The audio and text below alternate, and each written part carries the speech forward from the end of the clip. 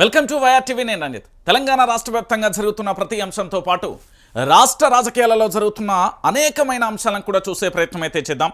ఈరోజు తెలంగాణ రాష్ట్ర వ్యాప్తంగా ఈ రాష్ట్ర ముఖ్యమంత్రి యనుమల రేవంత్ రెడ్డికి భారీ ఎదురుదెబ్బ తగిలింది. ఎందుకంటే రాష్ట్ర ముఖ్యమంత్రి హోదాలో ఉన్న వ్యక్తి తన నియోజకవర్గానికి సంబంధించి పూర్తి స్థాయిలో ఏం చేశాడు, తన నియోజకవర్గంలో ఎలాంటి పనులు చేశాడు, తన నియోజకవర్గం నుంచి భారీగా వచ్చిన ఎదురుదెబ్బ ఏ విధంగా తాకింది అనే విషయానికి సంబంధించి మనం చర్చించే ప్రయత్నం అయితే చేద్దాం. రేవంత్ రెడ్డికి సంబంధించి ఆదిలోనే ఎదురుదెబ్బ తాకిందంటే అవుననే సమాధానం వినిపిస్తుంది. కేవలం 15 నెలల కాలంలోనే పూర్తి స్థాయిలో రేవంత్ రెడ్డికి సంబంధించి భారీగా ఎదురుదెబ్బ తగిలింది అని చెప్పడంలో ఎలాంటి నిస్సందేహం కూడా లేదు. దానికి సంబంధించిన అంశం ఏంటి, అసలు వాస్తవ కోణం ఏంటి అనేది కూడా మనం చూసే ప్రయత్నం అయితే చేద్దాం. ఒకసారి మీరు అందరూ కూడా చూడండి, యావత్తు తెలంగాణ ప్రాంత బిడ్డలందరూ కూడా. ఎందుకంటే తెలంగాణ రాష్ట్ర వ్యాప్తంగా కూడా ఇది జాతీయ స్థాయిలో కూడా సంచలనంగా మారిన విషయం, జాతీయ స్థాయిలో కూడా చర్చనీయాంశంగా మారిన విషయం, జాతీయ స్థాయిలో కూడా అసలు ఏం జరిగింది అనేది ప్రతి ఒక్క మీడియా ఛానల్ అంటే నేషనల్ మీడియా, దాంతోపాటు అన్ని రాజకీయ పార్టీలు కూడా ఈ అంశం పట్ల పూర్తి స్థాయిలో కూడా ఒక కట్టుగా ఉండి పూర్తి స్థాయిలో మద్దతు తెలిపిన అంశంగా చెప్పొచ్చు. ఏది తెలంగాణ రాష్ట్రానికి సంబంధించి రాష్ట్ర ముఖ్యమంత్రి సొంత నియోజకవర్గం కొడంగల్ నియోజకవర్గంలో చోటు చేసుకున్న ఘటన యావత్తు భారతదేశ వ్యాప్తంగా కూడా ప్రకంపనలు సృష్టించిన అంశం. అందులో ముఖ్యంగా లంబాడీలకు సంబంధించి గిరిజన బిడ్డలకు సంబంధించి పూర్తి స్థాయిలో కూడా రాష్ట్ర ముఖ్యమంత్రికి సంబంధించి దాంతోపాటు ఆ నియోజకవర్గానికి సంబంధించిన కొంతమంది రాజకీయ నాయకులు వ్యవహరించిన తీరు వివాదాస్పదంగా మారిన తీరు కూడా మనం చూసాం. సో మొత్తానికి రాష్ట్ర ముఖ్యమంత్రి యనుమల రేవంత్ రెడ్డికి భారీగా ఎదురుదెబ్బ తాకింది అని చెప్పడంలో ఎలాంటి నిస్సందేహం కూడా లేదు. ఎందుకు నేను ఈ విషయాన్ని చెప్తున్నానంటే, లగచర్ల ఘటనలో పూర్తి స్థాయిలో కూడా అక్కడ ఫార్మా అని, లేకపోతే పారిశ్రామిక కారిడార్ అని, లేకపోతే ఇతరత్ర రకరకాల పేర్లు అయితే చెప్పారు. మొత్తానికి అక్కడ గిరిజన భూములను గుంజుకోవడమే లక్ష్యంగా చాలామందిని బ్లాక్మెయిల్ చేయడం, చాలామందిని రకరకాలుగా ఇబ్బందులు పెట్టి భూములు రాయించుకొని చేసే ప్రయత్నంతో పాటు ఎంతో కొంత మూట అప్పజెప్పే ప్రయత్నం అయితే చేసిళ్ళు. ఇది మనందరికీ కూడా తెలిసిన విషయమే. సో ఇలాంటి పరిస్థితులలో లగచెర్ల గ్రామానికి సంబంధించి అక్కడ పోలీసులు పహారా వేయడం, దాంతోపాటు అక్కడ అర్ధరాత్రి వేళ బూటుకాళ్ళ సౌండ్లతోని దద్దరిల్లిపోయింది లగచెర్ల. ఇక అంతటితో అయిందా? లగచెర్లకు సంబంధించి చాలామంది బాధితులు కలెక్టర్ మీద దాడి చేశారంటూ రకరకాల విషయాలలో పూర్తి స్థాయిలో కూడా వాళ్ళని అరెస్టు చేసిన పని కూడా చూసాం. లగచెర్లలో పూర్తి స్థాయిలో కూడా మేము కలెక్టర్ మీద దాడి చేయలేదు అంటూ కూడా వాళ్ళు చెప్పిళ్ళు. దానితో పాటు లగచెర్ల బాధితులకు సంబంధించి కలెక్టర్ కూడా మాపై ఎలాంటి దాడి జరగలేదు అంటూ కూడా చెప్పిన అంశాన్ని మనం చూసాం. కానీ మొత్తానికి చాలామందిని అరెస్టు చేయడం, దాదాపుగా 60 రోజులు 70 రోజుల పాటు జైల్లో ఉండడం, కనీసం నడవలేని పరిస్థితులలో కూడా ఉండడం, ఆఖరికి గుండెపోటు వస్తే కూడా బేడీలు వేసి మరీ ఆసుపత్రికి తీసుకెళ్లిన సంఘటన సంచలనంగా మారింది. ఆఖరికి ప్రెగ్నెన్సీతో ఉన్న అమ్మాయి కూడా పూర్తి స్థాయిలో కూడా పోరాటం చేసి బీఆర్ఎస్ భవన్ వద్దకు వచ్చి కేటీఆర్ దగ్గర మొరపెట్టుకున్న అంశాలను కూడా చూసాం. సో మొత్తానికి లగచెర్ల బాధితులకు సంబంధించి ఒక సంచలనమైన ఆనందాన్ని అయితే వాళ్ళు తెలియజేస్తున్న పరిస్థితి కనబడుతుంది. రేవంత్ రెడ్డికి తొలి ఎదురుదెబ్బ ఏంటి, లగచెర్ల బాధితులకు జరిగిన న్యాయం ఏంటి అనేది ఒకసారి చూద్దాం. ఇక్కడ మీకు కనబడుతున్న వీళ్ళందరూ కూడా లగచెర్ల గ్రామానికి సంబంధించిన గ్రామస్తులు. ఎందుకు వీళ్ళు పిల్ల జల్ల అందరితో కూడా ఆనందాన్ని హర్షాకేతలను కూడా పూర్తి స్థాయిలో కూడా సంతోషాన్ని వ్యక్తం చేస్తున్నారు అనేది చూడాలి.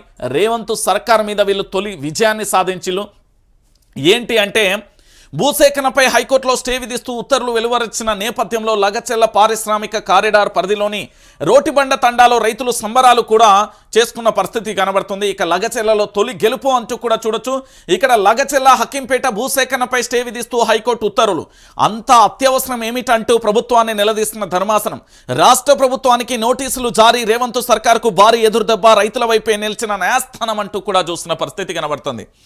ఏ దిక్కు లేకపోతే న్యాయస్థానాలే మనకు దిక్కురా అంటూ ప్రతి సామాన్యుడు కూడా పోలీస్ స్టేషన్లో అన్యాయం జరిగినా, లేకపోతే అధికారుల దగ్గర అన్యాయం జరిగినా, గ్రామంలో అన్యాయం జరిగినా, రాజకీయ నాయకుల దగ్గర అన్యాయం జరిగినా, ఎక్కడ అన్యాయం జరిగినా చివరికి వెక్కాల్సింది కోర్టుల మెట్లే. అయితే కోర్టు మెట్లు ఎక్కిన తర్వాత పూర్తి స్థాయిలో కూడా కోర్టుల మీద ఉన్న విశ్వాసం కావచ్చు, ఇతరత్ర కావచ్చు, మనం చూస్తూనే ఉంటాం. 99% కూడా పూర్తి స్థాయిలో కూడా తెలంగాణ రాష్ట్ర వ్యాప్తంగా యావత్తు ప్రజలందరూ కూడా ఒకటే అంశాన్ని తెర మీద తీసుకొస్తారు, కోర్టుల మీద మాకు అపారమైన విశ్వాసం ఉంది అంటూ కూడా చెప్పే ప్రయత్నం అయితే చేస్తాను. సో మొత్తానికి ఇక్కడ లగచెర్ల బాధితులకు సంబంధించి అయితే రోటిబండ తండాకు సంబంధించిన వాళ్ళు సంతోషాన్ని అయితే వ్యక్తం చేస్తున్న ఈ దృశ్యాలు అయితే మనం చూస్తున్నాం. అయితే హైకోర్టు అయితే స్టే విధిస్తూ ఇప్పుడు అంత తొందర ఏంటి, నిజంగా పారిశ్రామిక కారిడార్ ఏర్పాటుకు రైతుల భూములు తీసుకోవాల్సినంత తొందర ఏంటి, ఇక్కడ లగచెల్ల కానీ హక్కింపేట కానీ భూసేకరణ మీద పూర్తి స్థాయిలో కూడా స్టే విధించింది హైకోర్టు. ఇందులో ఇక ఒక్కసారి ఇక్కడ చూడురి, అంత అత్యవసరం ఏమిటంటూ కూడా ప్రభుత్వాన్ని నిలదీసింది ధర్మాసనం. ఇక్కడ చాలా క్లియర్గా కూడా మీరు అందరూ కూడా ఆలోచించాల్సిన విషయం ఏంటంటే, రాష్ట్ర ప్రభుత్వానికి నోటీసులు కూడా ఇచ్చాను. ఎందుకు అంటే రైతుల వైపే న్యాయస్థానం ఉంది. మీరు ఈరోజు పారిశ్రామిక కారిడార్ ఏదైతే కొడంగల్ నియోజకవర్గానికి సంబంధించి రోటిబండ, హకీంపేట, దాంతోపాటు ఇతరత్ర ప్రాంతాలలో కూడా మీరు ఏర్పాటు చేస్తున్నారు కదా, దీనికి సంబంధించి పూర్తి స్థాయిలో కూడా ఏంటి అంటే ఇక్కడ అంత అత్యవసరం ఏంటి అంటూ కూడా చెప్పిన పరిస్థితి కనబడుతుంది. ఒకసారి మనం ఇది చూద్దాం. ఇక లగచెల్లలోని పచ్చని భూములను చెరబట్టాలని చూసిన రాష్ట్ర ప్రభుత్వానికి భారీ ఎదురుదెబ్బ తగిలింది. పేద రైతులకు భరోసా ఇవ్వాల్సిన ప్రభుత్వం దాష్టికానికి పాల్పడగా బాధితులకు న్యాయస్థానం అండగా నిలిచింది. మా భూములను మాకే అంటూ ప్రభుత్వంపై తిరగబడ్డ రైతుల పక్షాన న్యాయస్థానం ఉన్నదన్నట్టు ధర్మాసనం తీర్పునిచ్చింది. లగచెల్ల, హకీంపేటలో భూసేకరణ నిలిపివేస్తూ గురువారం మధ్యంతర ఉత్తర్వులు జారీ చేసింది. అత్యవసరంగా భూములను సేకరించాల్సిన అవసరం ఏంటంటూ ప్రభుత్వాన్ని నిలదీసింది. తదుపరి ఆదేశాలు ఇచ్చే వరకు ఎట్టి పరిస్థితులలో భూసేకరణ కొనసాగించవద్దని ఆదేశించింది. ఇక వికారాబాద్ జిల్లా దుద్యాల మండలానికి హకీంపేటకు సంబంధించి 351.10 ఎకరాలకు సంబంధించి పూర్తి స్థాయిలో కూడా ఏంది అంటే ఇక్కడ ఈ భూములు అన్నింటిని మీద ఏవైతే సేకరిస్తున్నారో వాటన్నింటిని ఎక్కడికక్కడ ఆపివేయాలి అంటూ కూడా చెప్పే ప్రయత్నం చేసింది. దాంతోపాటు లగచెల్లలో 110.32 ఎకరాల భూసేకరణ నిమిత్తం 2024లో నవంబర్లో జారీ చేసిన భూసేకరణ నోటిఫికేషన్ అమలును నిలిపివేస్తూ స్టే విధించింది.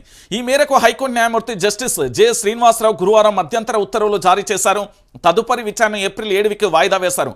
సమగ్ర వివరాలతో కౌంటర్ దాఖలు చేయాలని ప్రభుత్వానికి నోటీసులు జారీ చేశాను.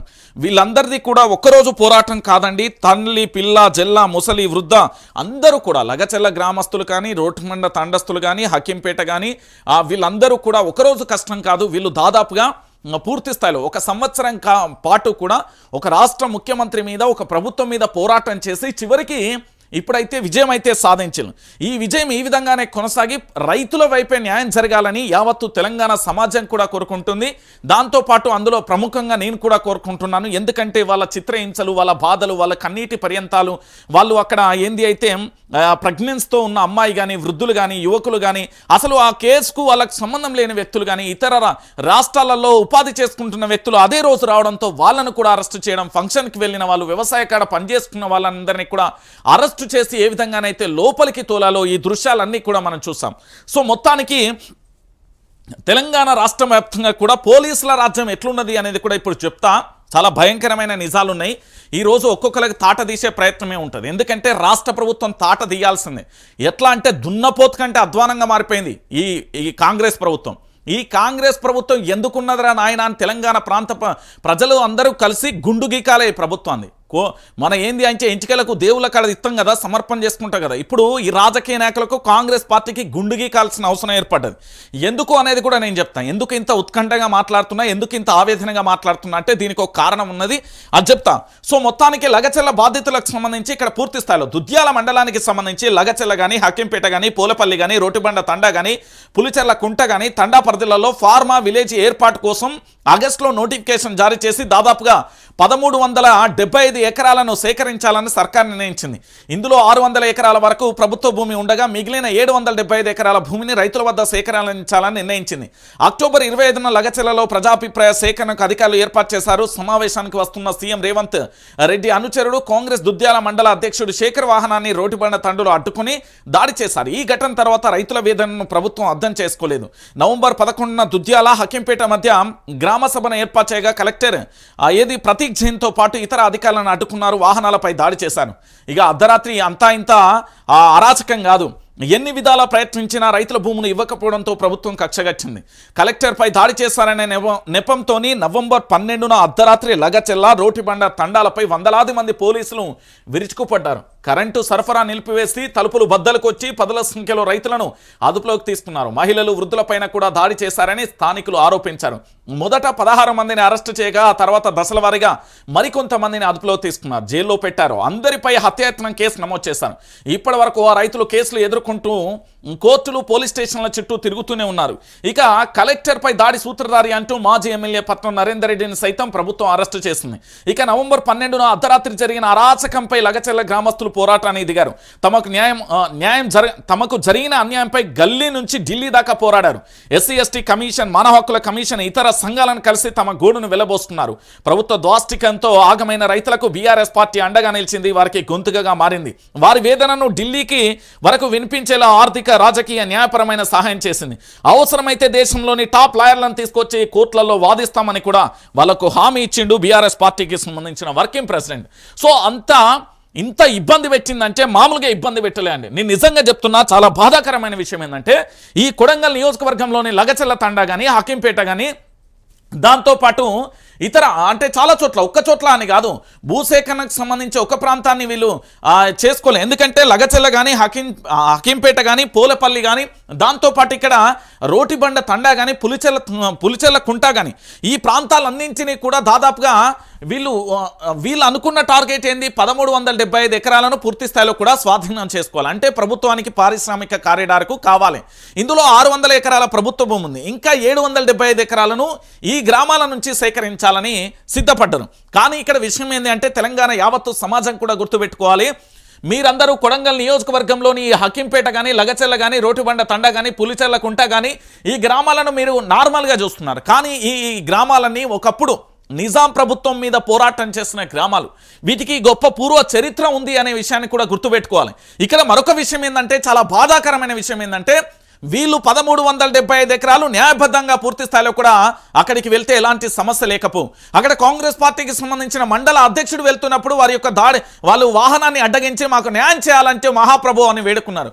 దాంతోపాటు కలెక్టర్ మీద దాడి జరగలేదని స్వయంగా కూడా కలెక్టర్ చెప్పిన పరిస్థితి కనబడింది. ప్రతీక్ జైన్ చాలా క్లారిటీగా కూడా చెప్పిండు, నా మీద ప్రతీక్ జైన్తో పాటు నా మీద ఎలాంటి దాడి జరగలేదని ఆ రోజు స్టేట్మెంట్ ఇచ్చిండు. కానీ ప్రభుత్వం కుట్రపూరితంగా ఏ విధంగా అరెస్టు చేసిందో చూసాను. మీరు ఒక్కసారి ఆలోచించండి. తెలంగాణ ఉద్యమాన్ని చూశారు 1969, 2001 నుంచి 2014 వరకు మరో తెలంగాణ ఉద్యమాన్ని చూశారు. దాంతోపాటు అనేక గతంలో కూడా పూర్తి స్థాయిలో ఈ తెలంగాణ ప్రాంతానికి సంబంధించిన చాలా మందికి తెలిసిన విషయం ఏంటంటే, నిజాం ప్రభుత్వం మీద పోరాటం ఎట్లా చేసిలో కూడా చూశారు. అది దొడ్డి కొమరయ్య కానీ, చాకలి ఐలమ్మ కానీ చాలా మంది స్ఫూర్తిదాయకంగా ఉన్న పరిస్థితి కనబడుతుంది. అయితే ఇక్కడ విషయం ఏంటంటే, ఈ తెలంగాణలో మనం అత్యధిక ఏది ఆధునిక యుగంలో అడుగు పెట్టాం, ఆ పూర్తి స్థాయిలో కూడా ఏది ఆధునిక యుగంలో అడుగు పెట్టడంతో పాటు యావత్తు దేశానికి సంబంధించి తెలంగాణ ప్రాంత ప్రజలందరూ కూడా చైతన్యవంతులు. మనం పూర్తి స్థాయిలో కూడా టెక్నాలజీకి దగ్గరే ఉన్నామని అనుకున్నాం. కానీ ప్రభుత్వాలు తలుసుకుంటే ఏమవుతుంది అంటే ఆ లగచెల్ల గ్రామాన్ని అడగండి, ప్రభుత్వం తలుసుకుంటే ఏం జరుగుతుంది అంటే హకీంపేట గ్రామాన్ని, ప్రభుత్వం తలుసుకుని ఎంత అరాచకం సృష్టించిందో ఆ పులిచెల్లకుంట తండాన్ని అడగండి.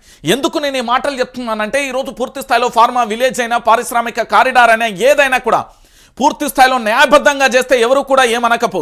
కానీ అలాంటి పరిస్థితి చేయలేదు. అర్ధరాత్రి వేళ కరెంటును పూర్తి స్థాయిలో ఆపివేసి నానా నరకం చూపెట్టింది. నిజమిది, ఇది వాస్తవం. ఆ ఇష్యూతో సంబంధం లేకున్న చాలా మందిని కూడా అరెస్టు చేశారు. ఈ విషయంతో పాటు ఇప్పుడు పోలీసులకు రిలేటెడ్గా ఉన్న మరో అంశాన్ని కూడా మీకు చూపెడతా. ఈరోజు తెలంగాణ రాష్ట్ర వ్యాప్తంగా లగచెర్ల అనేది విజయం. నిజంగా కూడా అందరికీ కూడా, ఆ గ్రామస్తులందరికీ కూడా సెల్యూట్, మీకు అందరికీ కూడా కంగ్రాచులేషన్. ఎందుకంటే ఈరోజు లగచెర్ల గ్రామమైనా, లేకపోతే హకీంపేట అయినా, పోలపల్లి అయినా, లేకపోతే రోటిబండ తండా అయినా, పులిచెర్ల కుంట అయినా, ఈ తండాలకు సంబంధించి వీళ్ళందరికీ కూడా అభినందనలు. వాళ్ళ పోరాటం నిజంగా కూడా మాటలలో చెప్పలేని పోరాటం. నిజంగా కూడా వాళ్ళు కన్నీళ్లు కడుపులో దాచుకున్నారు. వాళ్ళు పడ్డ మానసిక వేదన, వాళ్ళకు అనుభవించిన టార్చర్, అసలు కేసులు అంటే ఏంటో తెలియదు, పోలీస్ స్టేషన్ అంటే ఏంటో తెలియని వ్యక్తులు కూడా ఈరోజు అసలు మేము ఏ కేసు ఎదుర్కొంటున్నామో కూడా తెలియని పరిస్థితులలో కూడా వాళ్ళు ఉన్నారు అనే విషయాన్ని మీరు అందరూ గుర్తుపెట్టుకోవాలి. ఎందుకు నేను ఇది ఇంత ఆవేదనతో చెప్తున్నా అంటే, కళ్ళ ముందు కదలాడిన దృశ్యాలు. నిజంగా కూడా చాలామంది నేను ఇంటర్వ్యూ అడిగిన, ప్రార్థించిన, దండం పెట్టిన. ఎందుకు అంటే, సార్ మీకు నేను ఇంటర్వ్యూ ఇస్తా కావచ్చు, యావత్తు తెలంగాణ ప్రాంత ప్రజలకు మీరు చూపిస్తారు కావచ్చు, కానీ మేము అనుభవించిన ఆ నరకం ఎట్లుంటుందో ఒక్క మాటలతోనే చెప్తా. మేము ఇస్తే మళ్ళీ ఏ కేసులలో వెళ్తామో మాకు తెలియదు, అసలు ఏ కేసు అయిందో ఇప్పటి వరకు కూడా మాకు తెలియదు, అసలు మేము కోర్టుకు ఎందుకు వెళ్ళామో, జైలుకి ఎందుకు వెళ్ళామో, పోలీసులు మమ్మల్ని ఎందుకు అరెస్టు చేశారో కూడా మాకు తెలియదు అంటూ కొంతమంది బాధితులు చెప్పారు. సరే, ఒకే ఒక మాట చెప్తా.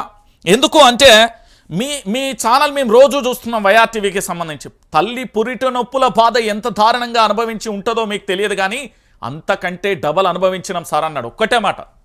ఇక మాట్లాడడానికి నా దగ్గర మాటలు లేవు, ఆ పదాలు వినడానికి కూడా ఇంకా నేను ఏమీ చేయలేని నిస్సహాయ స్థితిలో ఉన్నా.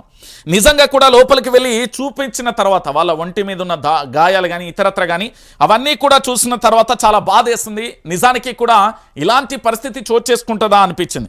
ఇది వాస్తవమైన విషయం. ఇక ఇంకొక విషయం ఏంటంటే, అసలు విషయానికి వెళ్తే ఇక్కడ మొత్తానికి ప్రభుత్వాలకు సంబంధించి సపోర్ట్ చేసి ప్రభుత్వం మీద పోరాటం చేసి వీళ్ళందరూ కూడా వ్యతిరేకించిన బీఆర్ఎస్ పార్టీ కూడా సపోర్ట్ చేసిన పరిస్థితి కనబడుతుంది. అసలు ఏం జరిగింది అంటే, భూసేకరణ నోటిఫికేషన్ చట్ట వ్యతిరేకం. ఎట్లా? పిటిషనర్ల తరపున సీనియర్ న్యాయవాదులు బిఎస్ ప్రసాద్, వి రఘునాథ్ వాదించారు. పారిశ్రామిక ఏర్పాటు కోసం ప్రభుత్వం గత ఏడాది నవంబర్లో ప్రాథమిక నోటిఫికేషన్ ఇచ్చింది. మొత్తం 1177 ఎకరాలలో 534 ఎకరాలు ప్రభుత్వ భూములు ఉన్నాయని, మిగిలినవి పట్టా భూములని కోర్టుకు వివరించారు. పట్టా భూముల సేకరణకు ప్రభుత్వం చట్ట నిబంధనలకు వ్యతిరేకంగా చర్యలు చేపట్టబోతుందని కోర్టు దృష్టికి తీసుకెళ్లారు. ఆ ప్రక్రియలో భాగంగా లగచెర్లలో 110 ఎకరాలు, హకీంపేటలో 350 ఎకరాల రైతుల భూములను అత్యవసర ప్రాతిపదికపై భూసేకరణకు నోటిఫికేషన్లు ఇచ్చిందని పేర్కొన్నారు. భూసేకరణ చట్టం నిబంధనలకు విరుద్ధంగా భూమిని సేకరిస్తున్నారని వాదించారు. భూసేకరణ నోటిఫికేషన్లో ఎంత భూమి అవసరమో, ఏ అవసరాల కోసం భూసేకరణ చేస్తున్నారో వివరాలన్నీ కూడా ఏమీ లేవని తెలిపారు. భూసేకరణ చట్టంలోని సెక్షన్ 10A ప్రకారం అత్యవసర భూసేకరణ చేపట్టే అధికారం ప్రభుత్వానికి ఉన్నప్పటికీ ఆ అత్యవసరం ఏమిటో కూడా నోటిఫికేషన్లో చాలా క్లారిటీగా కూడా పేర్కొనాలని, ప్రభుత్వ ఉల్లంఘన కిందికే వస్తుందని అక్కడ పూర్తి స్థాయిలో కూడా ఏమని చెప్పిల్లంటే వస్తుందని వివరించారు. ఇక భూసేకరణ ఎందుకు చేపడుతున్నారో కూడా వివరాలు నోటిఫికేషన్లో పేర్కొనలేదని కూడా చెప్పాను. అత్యవసర భూసేకరణ ఎందుకో చెప్పకుండానే దేశ భద్రత, నీటిపారుదల ప్రాజెక్టుల నిర్మాణంలో అత్యవసరం వంటివి కీలక అంశాలతో ముడిపడినప్పుడు మాత్రమే ఆ నిబంధన కింద అత్యవసర భూసేకరణ చేయాలని బిఎస్ ప్రసాద్ చెప్పారు.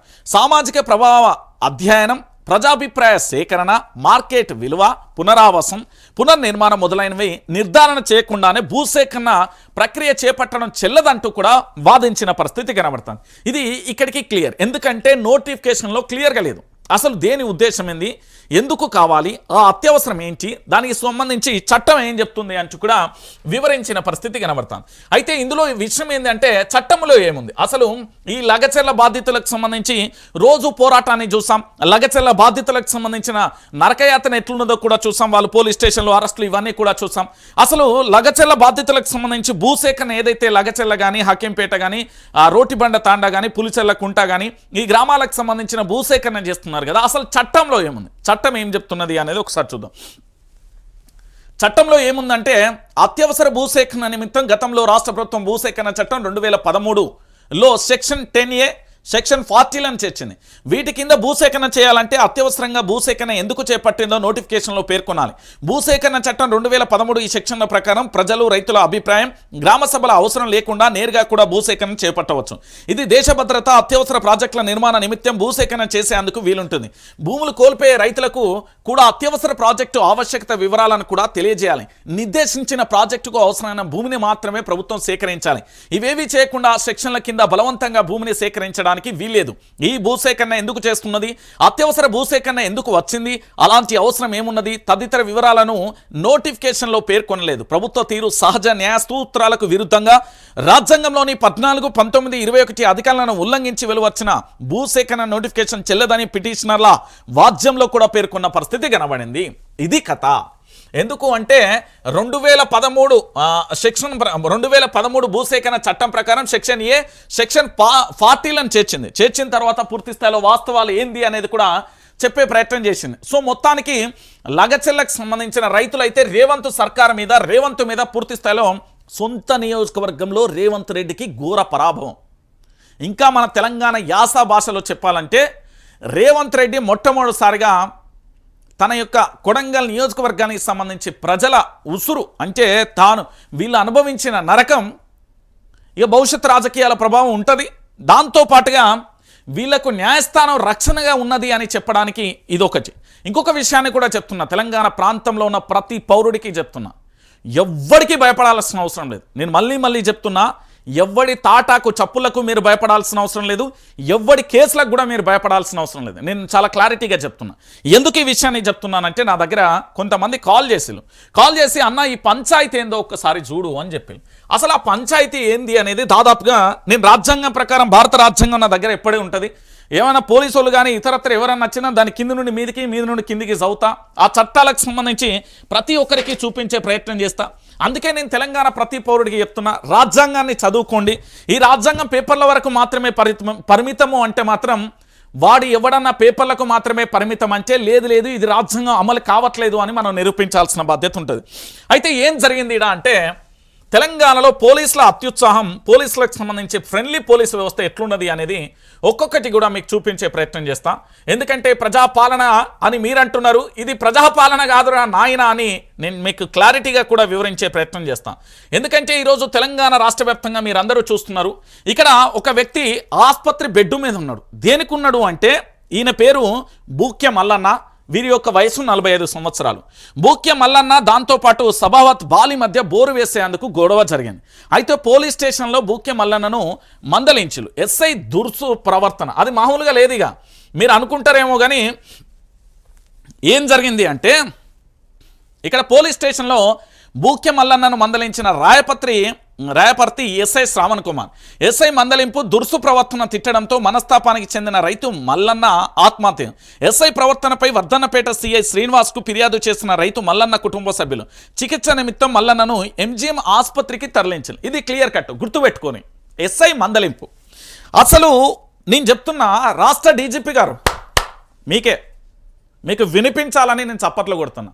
మీకు భయపడేటోడు ఎవ్వలేరు, ఇక్కడ డైపర్ వేసుకోలే ఏం లేదు. చెప్తున్నా కదా, ఇది కనుక మితిమీరిపోతే రేపు భవిష్యత్తులో తెలంగాణ సెక్రటరియట్లో మీరు ఊహించని దృశ్యాలు నేను చూపెడతా. చాలా క్లారిటీగా చెప్తున్నా. దానికి కావాల్సిన అన్ని రకాలుగా మూట కట్టుకొని ఉన్నా. నేను మళ్ళీ చెప్తున్నా, పోలీసులు కనుక పెట్టరేగిపోతే ఆ పరిస్థితి మరోలా ఉంటుంది.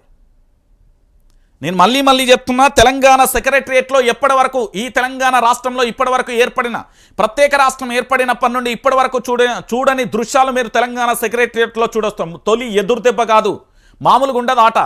దాన్ని చూసిన తర్వాత ఒక్కొక్కటి డైపర్లు కూడా తడిసే పరిస్థితి వస్తుంది. అతి దగ్గరలోనే ఉంది. మీరు ఇట్లనే వ్యవహరిస్తే అసలు పోలీసులకు ల్యాండ్కు సంబంధమే లేదు. ఫస్ట్ దాంట్లో ఏలు పుల్ల కూడా పెట్టదు. పెడితే ఏం జరగాలి, సస్పెన్స్ చేసి బాబు నువ్వు రారా హెడ్ క్వార్టర్ కానీ కూర్చోబెట్టాలి. ఇది క్లియర్, నాకు తెలిసినంత వరకు అయితే ఇది క్లియర్. మరి ఈరోజు మల్లన్న ఏం తప్పు చేసిండు? ఈరోజు వీళ్ళందరూ కూడా తెలంగాణలో రోజుకి మితిమీరిపోతున్న పోలీసుల ఆగడాలు. రాయపర్తి పోలీస్ స్టేషన్ పరిధిలో ఎస్ఐ దురుసు ప్రవర్తనతో పురుగుల మందు తాగి రైతు బూక్య మల్లన్న ఆత్మహత్య యత్నం చేసిండు. తన పొలంలో బోరును అడ్డుకున్న ఎస్ఐ శ్రావణ్ కుమార్ తాము వేస్తున్న బోరును ఎందుకు అడ్డుకుంటున్నారని, తాను డిగ్రీ చదివానని ఎస్ఐని నిలదీసిన రైతు. శబాష్, ఇది కదా పోరాటం అంటే. ఒక్కసారి చూడురి, ఎస్ఐ తాను డిగ్రీ చదివినా నేను చదువుకొని వచ్చినా ఎందుకు నా బోరును అడ్డుకుంటున్నావయ్యా సబ్ ఇన్స్పెక్టర్ గారు అని అడిగిండు. అడిగితే ఎవడి కోసం డిగ్రీ చదివావు రా నోట్ దిస్ పాయింట్. తండ్రి కొడుకులను దూషించిన ఎస్ఐ శ్రావణ్ కుమార్ మనస్తాపంతో పురుగుల మందు తాగిన రైతు బూక్యన్న మల్లన్న పరిస్థితి విషయం ఎంజీఎం ఆసుపత్రిలో పూర్తి స్థాయిలో కూడా చికిత్స. రైతులకు న్యాయం చేయాలని, ఎస్ఐపై చర్యలు తీసుకోవాలని కుటుంబ సభ్యులు గ్రామస్తులకు ధర్నాకు దిగిలు. ఏమయ్యా ఫ్రెండ్లీ పోలీస్ గిదేనా రాష్ట్ర డీజీపీ గారు, ఎస్పీ గారు? మొన్నటిదాకా ఏదో అంటివి కదా, రంజిత్ వార్తలు చదువుతుండు మనోభావాలు దెబ్బతింటున్నాయి. ఏడ ఉన్నారు ఇప్పుడు? ఏ ఎలక పొక్కలు, ఏ ఎలక తొర్రలున్నారు, ఏ సీమల పుట్టలున్నారు?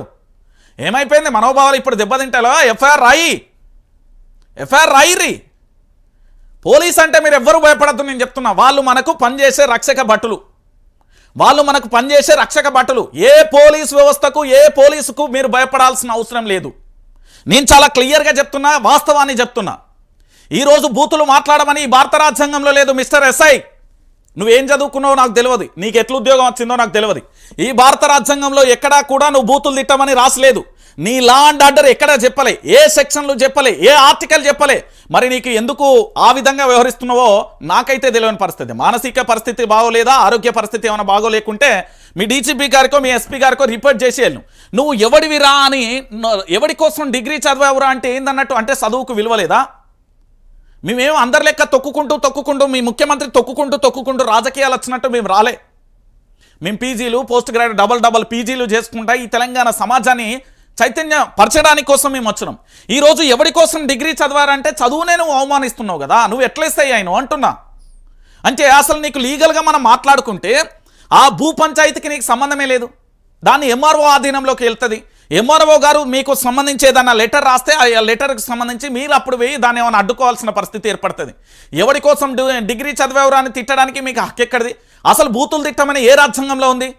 ఏ రాజ్యాంగంలో ఉంది? పోలీసు వ్యవస్థను మొత్తం అడుగుతున్నా. పిరికి పందల్లా నా దగ్గరికి వచ్చి దొంగల్లా ఎత్తుకెళ్ళి కదా, అది కాదు పోలీసు వ్యవస్థ తీరు, అది కాదు నేను చెప్తున్నా ఒంటి మీద యూనిఫామ్ తీరు. మొగళ్ళ లెక్క మగానికి ఒక తల్లి అయ్యకు అవ్వకు పుట్టిన మొగాన్ని రబై నేను చదువుకున్నా అని వచ్చి డైరెక్ట్గా మాట్లాడుకోవాలి, వచ్చి అరెస్టు చేయాలి. అంత చిల్లర మల్లర పనులు కాదు. నేనేమంటున్నానంటే ఈరోజు పూర్తి స్థాయిలో పోలీసు వ్యవస్థ ఎంత దారుణంగా తయారైందంటే తెలంగాణ ప్రాంత ప్రజల్ని వేధించడానికే తయారైంది. నిజంగా చెప్తున్నా, చాలా చోట్ల చూసిన, చాలా రకాలుగా. నేను మళ్ళీ చెప్తున్నా, లగచెర్ల బాధితులలో చూసిన, దాంతోపాటు ఇక్కడే హైదరాబాద్లో ఒక దళిత మహిళకు సంబంధించిన 3rd డిగ్రీ విషయంలో చూసిన, ఆ తర్వాత పిల్లలకు ఆహారం బాగోలేదని వెళ్తున్నప్పుడు కొంతమంది యువకులను వేధించిన ఘటనలు చూసాం. దాంతోపాటు పోలీసులు ఇష్టానుసారంగా వ్యవహరించిన తీరు చూసాం. దాంతోపాటు రకరకాల బెదిరింపులు అయిన ఘటనలు చూసా, సోషల్ మీడియాలో పోస్టులు పెట్టినందుకు రచ్చగా మారిన తీరు చూసా, ఇష్టానుసారంగా వ్యవహరించినట్టు తీరు కూడా చూస్తున్నా. నేనేమంటున్నానంటే మేము తెలంగాణ ప్రాంత బిడ్డలం, మాకు ఏ ఉద్యోగాలు అవసరం లేదురా నాయన. మేము ప్రభుత్వంలో ఉండి ఇటు ప్రభుత్వ ప్రజలకు న్యాయం చేయలేని నిస్సహాయ స్థితిలో ఉండం.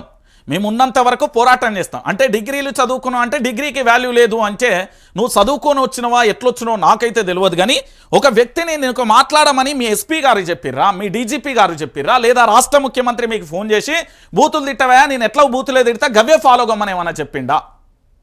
చెప్పాలి. ఇది ఇయాడితో అయిపోయేది కాదు, 2028 వరకు ఉంటుంది. అప్పుడు మా రాజ్యం వస్తుంది, అప్పుడు ఆట మరోలా ఉంటుంది. ఇప్పుడు ఏదో మీరు బుసగొచ్చే నావుపావం లెక్క ఉంటారు కానీ అప్పుడు కొండ శిల్వలమై దిగుతాం మేము. నేను చెప్తున్నా కదా, ఈరోజు తెలంగాణలో చాలామంది యువకులు, నా దగ్గర లిస్ట్ ఉంది, ఎక్కడెక్కడ ఎవరి మీద ఎఫ్ఐఆర్లు అయినాయి, ఎంతమందిని ఇబ్బంది పెడుతున్నారు, ఎంతమందిని టార్చర్ పెడుతున్నారు, ఏమేం చేస్తున్నారు, ఈ హత్య రాజకీయాలు ఏంది, ఆ కొల్లాపూర్ ఘటనలు ఏంది, ఇవన్నీ కూడా లిస్ట్ ఉన్నది. ఖచ్చితంగా ఉంటుందండి. ఇది ఏంది మహాత్మా గాంధీ కాలం కాదు, ఈ చెంప మీకెళ్ళి కొడితే ఈ చెంప చూపెట్టాను దానికి. ఇదా అండి చదువుకున్న పద్ధతి? ఒకసారి చెప్పండి తెలంగాణ ప్రాంత ప్రజలరా. ఒక ఎస్ఐ ఉండి ఎవరి కోసం రా నువ్వు డిగ్రీ చదివావని మాట్లాడడం ఎంతవరకు కరెక్ట్ అండి? ఇది ఎంతవరకు కరెక్ట్ అంటున్నా. ఎంత దారుణమైన పరిస్థితి అండి ఇది. ఒక వ్యక్తిని దూషించడానికి తాను చదువుకున్న డిగ్రీకి సంబంధించి చదువును అవహేళన చేస్తున్నాడు. దాంతోపాటు ఇక్కడికి వెళ్ళి ఎవరి కోసం చదువుకున్నా అని తిట్టడం ఎక్కడదండి? బూతులు తిట్టమని ఎక్కడున్నదండి? నాకు అర్థం కావట్లేదు. తెలంగాణ ప్రాంత ప్రజలారా, ఇక్కడ ఎస్ఐ శ్రావణ్ కుమార్ ఒక దళిత బిడ్డకు సంబంధించి, ఒక లంబాడ బిడ్డకు సంబంధించి ఇంత దారుణంగా చేస్తాడా అంటే మీరందరూ కూడా ఆలోచించాల్సిన విషయం. బూక్య మల్లన్న దాన్ని అడ్డుకున్నాడుగా, అక్కడ ఏం జరిగింది అనేది ప్రాక్టికల్గా విచారణ చేయాలి. దానికి సంబంధించి ఇక్కడ కోర్టులు ఉంటాయి, అక్కడ డివిజన్ కోర్టు ఉంటుంది, జిల్లా కోర్టు ఉంటుంది, హైకోర్టు ఉంటుంది, సుప్రీంకోర్టు ఉంటుంది. అసలు పోలీసులకు లీగల్ ఇష్యూలలో ఏం సంబంధమయ్యా? నేను చెప్తున్నా కదా, మొట్టమొదటిసారి ఈ తెలంగాణలో విచారణ చేయాలనుకుంటే రైట్స్ చేయాలని ఈడీ కానీ సిబిఐ కానీ ఐటీ రైట్స్ చేయాలంటే పోలీసు వ్యవస్థ మీదనే చేయాలి ఫస్ట్. మస్తు వెళ్తే మొన్న ఒక ఆయన రిమాండ్లో ఉన్నాడు సార్, ఇంకా బయటికి రాలే, మస్తు ఆస్తులు వెళ్ళినాయి. ఇంకా చాలా మంది ఉన్నారు అసలు. చాలామందిని వేధిస్తున్నారండి. ఈరోజు జర్నలిస్టులను వేధిస్తున్నారు, దాంతోపాటు యువకులు ప్రశ్నించే వ్యక్తులను వేధిస్తున్నారు, దాంతోపాటు న్యాయం కోసం అల్లాడే వ్యక్తులను వేధిస్తున్నారు. ఎంత టార్చర్ పెడుతుందంటే ఈ ప్రభుత్వానికి సంబంధించి, అదే ప్రభుత్వం 5 సంవత్సరాలు ఉండిపోతుంది, నీ ఎస్ఐ ఉద్యోగం కూడా అక్కడ 5 సంవత్సరాలు 2 సంవత్సరాలు ఉంటాం, మళ్ళీ వేరే కాడికి ట్రాన్స్ఫర్ కావాల్సిందే, నువ్వేం శాశ్వతం కాదు. సామాన్యులను పీడించమని నీకు ఇయ్యలే, మాకు రక్షణ కలిసి మాకు ప్రొడక్షన్ ఇవ్వమని చెప్పింది ఇదే భారత రాజ్యాంగం. ఈ రాజ్యాంగాన్ని అవహేళన చేస్తూ ఈయన చదువును అడ్డుకున్నాడు. ఇంతటితో ఆగిందా అంటే ఇంకొక విషయాన్ని కూడా మీకు చూపెట్టాలి. నిన్న రాత్రి నాకు ఇక చాలామంది అంటే దాదాపుగా ఒక 100 మెసేజ్లు వచ్చినాయి తక్కువ. ప్రజాపాలన అన్న ఇది ఆదిలాబాద్లో నిన్న రాత్రి ఒక యువకుడిని పట్టుకొని రాయలేని భాషలో తిడుతూ చేసుకున్న ట్రాఫిక్ సిఐ. అసలు నాకు అర్థం కాదు ముఖ్యమంత్రి గారు, మీరంటే నాకు చాలా గౌరవం, చాలా రెస్పెక్ట్. ఎందుకో తెలుసా? చాలా రెస్పెక్ట్. మిమ్మల్ని అభిమానించే వ్యక్తులలో మీ శత్రువు కంటే, మీ మిత్రుడు కంటే, మీ ఇంట్లో ఉండే మీ కుటుంబ సభ్యుల కంటే నేను ఎక్కువ అభిమానిస్తా. ఎందుకంటే నేను వార్త చదువుతానే మీ బ్యాచ్కి మనోభావాలు దెబ్బతిన్నాయని చెప్పారు కదా. ఆ మనోభావాలు దెబ్బతింటే ఎఫ్ఐఆర్ పోలీస్ స్టేషన్కి తీసుకెళ్ళాలి కదా. మరి 2028 తర్వాత మళ్ళీ ఉండాలి కదా, పక్కా ఉండాలి కదా. నేను వెళ్ళినప్పుడు మీరు వెళ్ళాలి కదా. మళ్ళీ ఓటుకు నోటు కేసు కానీ ఇతర చాలా ఉన్నాయి మనకి మస్తు వెళ్తాయి. మనం మొన్న ప్రధాని నరేంద్ర మోడీ దగ్గర పోయి ఏం బతిలాడుకున్నాం, ఏం కథ అనేది నీ మనస్సాక్షికి తెలుసు, నా మనస్సాక్షికి తెలుసు. అక్కడ ఉన్న జాతీయ మీడియాలో నా దోస్తులు ఉన్నారు, అక్కడ మీరు ఏం చిట్చాట్లో మాట్లాడారో నాకు తెలుసు, మీకు తెలుసు. నేను మమ్మల్ని బాగా అభిమానిస్తా. మీరు ఏమన్నా అంటే రాజ్యాంగాన్ని ఫాలో కారు కదా, అందుకోసమే. ఇది ఏందని నాకు అర్థం కాదు. ట్రాఫిక్ సిఐకి ఏమన్నా రాజ్యాంగాన్ని రాసిచ్చిల్లా తెలంగాణలో? లేకపోతే ఆయనకు చట్టాలు ఇక్కడ హైకోర్టులు లేవు ఏది లేదని ఆయన రాగానే ఆయన బండి దిగి ఒక్కసారి చూడుర్రి, నేను ఈ సౌండ్ మ్యూట్లో పెడతా, ఒక్కసారి ఇక్కడ చూడుర్రి. ఆయన మాట్లాడుతున్న తరుణంలో ఆయన ఏదో ఇష్యూ జరిగిందండి, ఇష్యూ జరిగితే ఒక్కసారి చూడుర్రి. తెలంగాణ ప్రాంత ప్రజలు ఆయన బండి వేసుకుని వెళ్తున్నాడు, ఇగో ఇక్కడ సిఐ వస్తాడు. ఎందుకంటే ఇది కాపీ గైడ్లైన్స్ ప్రకారం చూపెడతలేను. ఇగో ఈ ఒక్కసారి చూడుర్రి, ఇక్కడ సిఐ వస్తాడు బండి వేసుకుని, ఇగో సిఐ వచ్చిండు, చెంపశెల్లు అనిపిస్తాడు. మరి ఎందుకు కొడతాడో ఏం కారణమో నాకైతే అర్థం కాదు. అంటే తెలంగాణలో పోలీసు వ్యవస్థకి ఇట్లనే ఉన్నదా? తెలంగాణలో పోలీసు వ్యవస్థకి ఇట్లనే ఉన్నదా? ఇదేనా ఫ్రెండ్లీ పోలీస్ వ్యవస్థ? చక్కగా రోడ్లు చక్కగా చేయరు, సిగ్నల్ చక్కగా ఉండయి, ఏదే ఎక్కడ మ్యాన్ హోల్ ఉందో తెలియదు, పరిస్థితి ఏందో తెలియదు. కానీ చలన్ల మీద ఒకరేమో షెట్టు సాటుకుంటారు, మేమేదో దొంగలమైనట్టు, రాబందులమైనట్టు, ఉగ్రవాదులమైనట్టు మమ్మల్ని ఇక పట్టి పీడిస్తారు. కానీ రూల్స్ మాత్రం మాకే. కానీ మీకైతే నడి రోడ్డు మీద సంగీత సిగ్నల్ కాడన అయితే డేంజర్ ఏంటంటే ఆ క్లాక్ టవర్ పోతుంటే ప్రతిరోజు ఉంటారండి ఆడ నాకు తెలిసి ట్రాఫిక్ ఎస్ఐ అనుకుంటా, నేను ఏదో మొన్న పేరు కూడా చూసిన, రాజ్యలక్ష్మ సంథింగ్ ఏదో మేడం పేరు ఉన్నది. వాళ్ళైతే రెగ్యులర్గా ఉంటారు ఆ పెట్రోల్ బంక్ అపోజిట్లో. నేను దాదాపుగా మేము ఇంటర్వ్యూలకు పోయినా ఏదైనా పని మీద పోయినా అది అసలు చూడని రోజు ఏ రోజన్నా కనబడతా అని వేచి చూస్తుంది. బహుశా మొన్న ఏంది అంటే సంక్రాంతి పండుగ ఒక్కోసారి కనబడనట్టున్నారు గంతే. 365 రోజులు అక్కడ సీసీ కెమెరా చూస్తే 365 రోజులు ఉండేటట్టున్నారు. వీళ్ళు ఈ దాడులు చేయాల్సిన పరిస్థితి ఏంది నాకు అర్థం కాదు. ఒక వ్యక్తి మీద ఏ విధంగా దాడులు చేస్తారండి నాకు అర్థం కాదు. ఒక యువకుని పట్టుకుని, అది సివిల్ అయినా లేకపోతే ట్రాఫిక్ అయినా ఎవరైనా, నేను చెప్తున్నా కదా, ఈ తెలంగాణలో ఉద్యోగం చేసే ఏ ఒక్క వ్యక్తి కూడా చేయడానికి వీల్లేదు. మీరు డ్యూటీలో ఉండొచ్చు, మేము డ్యూటీలో ఉన్నాం, మేము జర్నలిస్టులు కావచ్చు, ఆయన రైతు కావచ్చు, ఆయన డ్యూటీలో ఉన్నట్టే. ఏదో మీకు ఇష్టం వచ్చినట్టుగా మీకు రాసుకోవడానికి ఉండదు. ఎవ్వడికి భయపడకండి, తాట తీసి చేతిలో పెట్టండి. నేను తెలంగాణ ప్రాంత ప్రజలే చెప్తాను, తాట తీసి చేతిలో పెట్టండి, ఎవ్వడికి భయపడకండి. ఈ తెలంగాణలో భయపడే రోజు గనక వస్తే మనం బ్రతికి వేస్ట్. నేను చెప్తున్నా కదా, ఒక అంబేద్కర్ ఏంది అంటే ఒక భగత్ సింగో, ఒక సుభాష్ చంద్రబోసో ఏదో నేను మళ్ళీ చెప్తున్నా, ఈ ఏంది అంటే ఈ చిల్లర మల్లర ఈ తాటాకు సప్పులకు భయపడకండి. ఏ విధంగా దాడి చేస్తారు, ఏ విధంగా కొడతారండి? ఈ ఒకడు తిరిగి చేసుకుంటే ఏమన్నా పరువు ఉంటుందా? ఆయన ఎంత గౌరవం ఇచ్చిండు ఆయనకి? ఇయలే, ఆయన ఒంటి మీద ఉన్న యూనిఫామ్కి. ఎందుకంటే మేము కష్టపడి పీజీలు చేసి, డబల్ పీజీలు చేసి, కోచింగ్ సెంటర్లకు కూడా కూకొని, లేకపోతే ప్రిపేర్ అయ్యి వస్తే మాకు ఉద్యోగాలు రాకుండా మీకు ఎట్లా వచ్చిందో అని ఆ గౌరవంతో ఇచ్చినాం. అవునా కదా? అంతే కదా. మరి ఈరోజు ఇంత టార్చర్ పెడితే ఏందన్నట్టు ఇది ఫ్రెండ్లీ పోలీసునా? ఏమయ్యా ముఖ్యమంత్రి గారు, ఇదేనా పద్ధతి? రేవంత్ అన్నా, ఇదా నీ అడ్మినిస్ట్రేషన్, ఇదా నీ పరిపాలన? ఏంది పోలీసులతోని కొట్టిద్దాం అనుకుంటున్నారా? ఇది తెలంగాణ. ఇక తెలంగాణ గురించి ఇంతకంటే ఏం మాట్లాడాలి? ఇంతకంటే దారుణమైన పరిస్థితి ఏముంటుంది? నీ పార్టీలోకి ఒక ఎమ్మెల్యేని తీసుకున్నావు గదే, పటాన్ చెరువు ఎమ్మెల్యేకి సంబంధించి గూడెం మైపాల్ రెడ్డి. ఏమన్నాడు గూడెం మైపాల్ రెడ్డి? నీ పార్టీ పేరు ఏం పేరో తెలుసా? కాంగ్రెస్ పార్టీ కాదు నీ పార్టీ పేరు. సూపెడు తింటావా? జర నీ కోసం తీసుకొచ్చిన, ఒకసారి వింటావా? వినాలే. అది ఏం పార్టీ ఏం కథ నా నోటితో నేను చెప్పాను. ఎందుకంటే నాకు కాంగ్రెస్ పార్టీ అంటే నా గౌరవం ఉంది. ఎందుకంటే అది ఎప్పటి నుండి ఉంది, దాని చరిత్ర ఏంది, ఆ యొక్క రెస్పెక్ట్ ఉన్నది. నేను మరీ అంత సింపుల్గా నేను మాట్లాడగాని ఒకసారి మీ ఎమ్మెల్యే గారు ఏమన్నారు ఆయన మళ్ళీ వింటావా? అన్నారు ఏమంతన్నా? ఒకసారి వినవే ప్లీజ్, విను.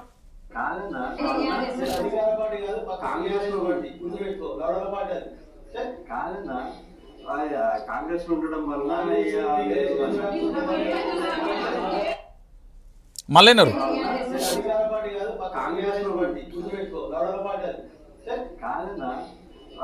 కాంగ్రెస్ ఉండడం వల్ల అర్థమైందా? ఏం పార్టీ మీది? నేను మాట్లాడా, మీరే వినాలే, నేను మాట్లాడా దాని గురించి. ఎందుకంటే నాకు రెస్పెక్ట్ ఉండదని చెప్తాను కదా. ఈరోజు తెలంగాణ రాష్ట్ర వ్యాప్తంగా మీరు మాట్లాడే భాష ఏందండి? నాకు అర్థమైతలే. మీరు మాట్లాడే భాష ఏంటండి? మీ పార్టీకి సంబంధించిన ఎమ్మెల్యేలు, మీ పార్టీకి సంబంధించిన కార్యకర్తలే, బయటోళ్ళు కాదు. నేనో లేకపోతే ఇంకో పర్సన్ వచ్చి మాట్లాడలేడు. మేము వాళ్ళని ప్రేరేపించలే, వాళ్ళు ఏం మాట్లాడారు. అర్థమైందా? మీ పార్టీ పేరు అది. ఏం పార్టీ అది? అది ఇక ఆ ఫిలప్ మీరే చేసుకోరు. ఎందుకు నేను చెప్తున్నా అంటే, ఈ నిరంకుశతత్వం అంటే ఎక్కడైతే బానిస సంఖ్యలు ఉంటాయో, ఎక్కడైతే పూర్తి స్థాయిలో నా కిందనే ఉండాలి, వీడు బానిస లెక్కలో ఉండాలి అనుకుంటారు కదా, బానిస తత్వానికి ఎవ్వడు ఉండడు ఇక్కడ. భయపడి బాంచందరా జీ హుజూర్ అనడానికి ఇది 1947 కాదు, 1888 కాదు, ఇది 2025. ఆధునిక యుగం టెక్నాలజీ ఉంది ఇక్కడ. వేరే గ్రహాల మీద రాకెట్ల మీద పోతున్నాయి. ఇక్కడ ఓన్లీ తెలంగాణ ఒకటే లేదు, భారతదేశంలో చాలా రాష్ట్రాలున్నాయి, ప్రపంచ దేశాలున్నాయి. ఈయన్నే బ్రతకాలి, ఇక్కడనే ఉండాలనేది కూడా లేదు. భారతదేశం కాదు, ప్రపంచంగా ఎక్కడైనా మనిషి జీవించే హక్కు ఉన్నది.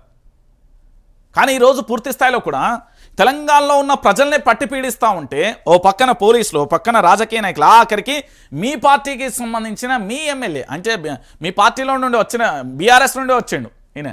ఎందుకంటే మీరు పిలిపించుకున్నారో ఏం చేసిలో మాకేం తెలుసు. కానీ సో మొత్తానికి మీ పరిస్థితి ఇది. ఇంకొక విషయం ఏంటంటే తెలంగాణలో రోడ్డు చూద్దామంటే నాకు కనబడతలేదు కొన్ని చోట్ల.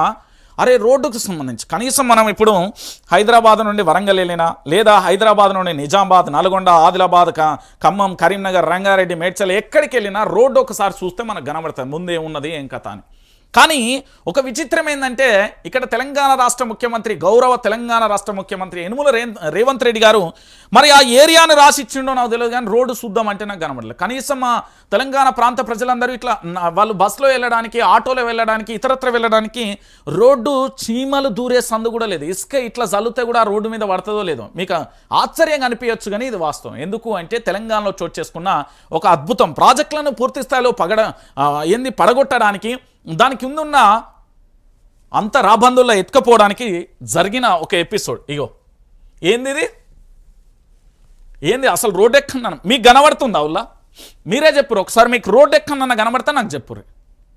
కారులు దూరని చిట్టడివి అని చిన్నప్పుడు చదువుకుంటాను చూడు, ఓ పక్కన ఒకసారి రోడ్ ఎక్కడెక్కడన్నా కనబడుతుందా? ఒక్కసారి ఇది మీరు చూడాలి.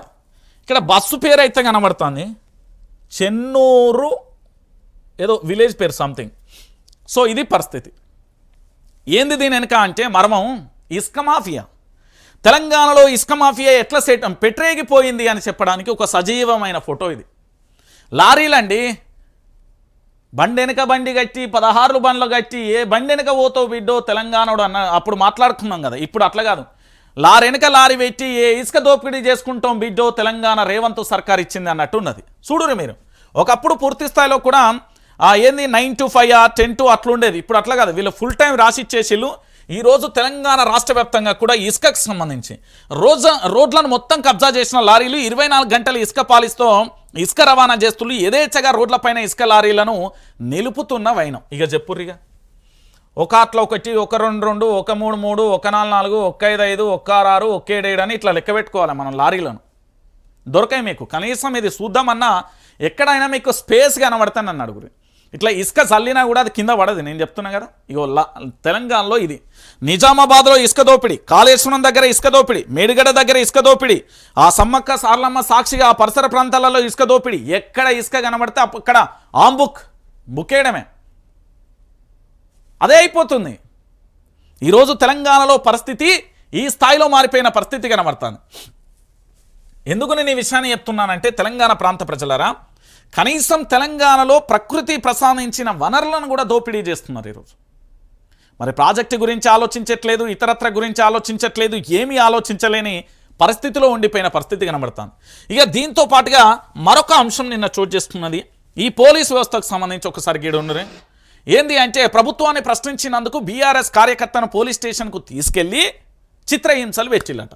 స్టేషన్ గన్పూర్ నియోజకవర్గం ధర్మసాగర్ మండలం బీఆర్ఎస్ కార్యకర్త పేరు రమేష్ ఎమ్మెల్యే కడియం శ్రీహరి ఒత్తిడితో అక్రమ కేసులు పెట్టి పోలీస్ స్టేషన్కి తీసుకెళ్లి చిత్రహింసలు పెట్టిన CI Praveen Kumar, SI Jani Pasha. So వీళ్ళిద్దరు కలిసి ఆయన చిత్రహింసలు పెట్టిల్లట. ఒకసారి మనం ఇది చూద్దాం, దాని తర్వాత నేను చెప్తే. ఇప్పుడు నా పేరు పుష్పపల్లి రమేష్, మా గ్రామం జానకిపురం. నేను మొన్న గడిచిన ఎన్నికల్లో వార్డు మెంబర్గా గెలిచి 5 సంవత్సరాలు పనిచేయడం జరిగింది. ఓకే. అదేవిధంగా పార్టీ కోసం పనిచేస్తున్న క్రమంలో నన్ను గుర్తించి మండల పార్టీ ఉపాధ్యక్షుని పదవి ఇవ్వడం వల్ల పార్టీలో తిరగడం కూడా జరిగింది.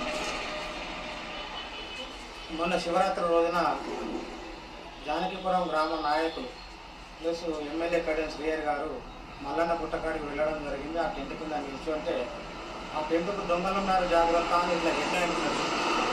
ఆ ఫోటో నేను తీసి కింద జానకిపురం గ్రామంలో దొంగలున్నారు జాగ్రత్త అని మాత్రమే పెట్టాను. ఎవరి పేర్లు ఏం మెన్షన్ చేయలేదు. దాన్ని వాళ్ళు దృష్టిలో పెట్టుకొని నాపై పోలీస్ స్టేషన్లో కంప్లైంట్ ఇచ్చారు.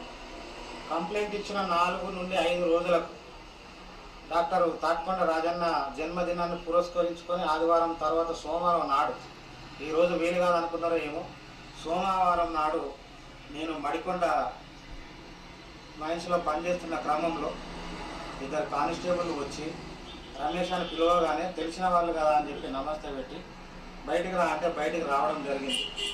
రాగానే బండి మీద కూర్చోబెట్టుకున్నారు. సీదా తీసుకొచ్చి పోలీస్ స్టేషన్లో బండి ఆపి మీ మొబైల్ ఇవ్వు అనగానే మొబైల్ ఇచ్చేసాను. ఆ తర్వాత లోపలి సిఐ గారి దగ్గరికి పోయేసరికి సిఐ గారు ఫోన్ మాట్లాడుతున్నారు.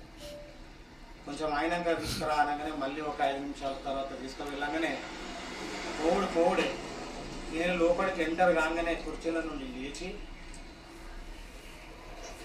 ఎమ్మెల్యే మీద పోస్టు పెట్టే మొగాడి వారా లంజావడక. సారీ, ఎందుకంటే అది నేను చూసుకోలే.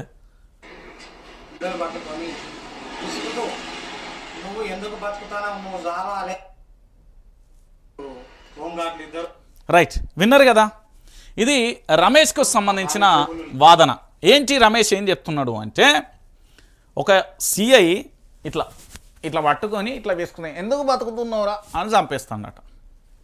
శబాష్, నిజంగా ఒకసారి సపోర్ట్లు కొట్టాలి ఈ రాష్ట్రానికి సంబంధించిన పోలీస్ వ్యవస్థకు, ఈ రాష్ట్ర డీజీపీకి, ఈ రాష్ట్ర ఎస్పీలకు, ఈ రాష్ట్రంలో ఉన్న పోలీస్ వ్యవస్థకు మొత్తానికి అంకితం మీకు. ఎందుకంటే సామాన్యుడు బ్రతకవద్దు అని రేవంత్ రెడ్డి ఏమైనా రాసిచ్చిందా, లేకపోతే తెలంగాణలో హోమ్ మినిస్టర్ లేరు మేము ఏమైనా చేస్తామని డీజీపీ గారు ఏమైనా చేపిస్తున్నారా, లేకపోతే ఎందుకు ఈ విధంగా చేస్తున్నారు అనేది కూడా చెప్తే బాగుంటుంది. ఈరోజు తెలంగాణలో కనీసం సామాన్యుడు బ్రతకలేని పరిస్థితి. అది బీఆర్ఎస్ కార్యకర్త అయితేంది, బీజేపీ అయితేంది, కాంగ్రెస్ కార్యకర్త అయితేంది, ఎవరైతేంది అందరికీ అండగా నిలబడాలి కదా. పోలీస్ వ్యవస్థ అంటే తెలంగాణలో కాస్తో కూస్తో నమ్మకం ఉంటుంది.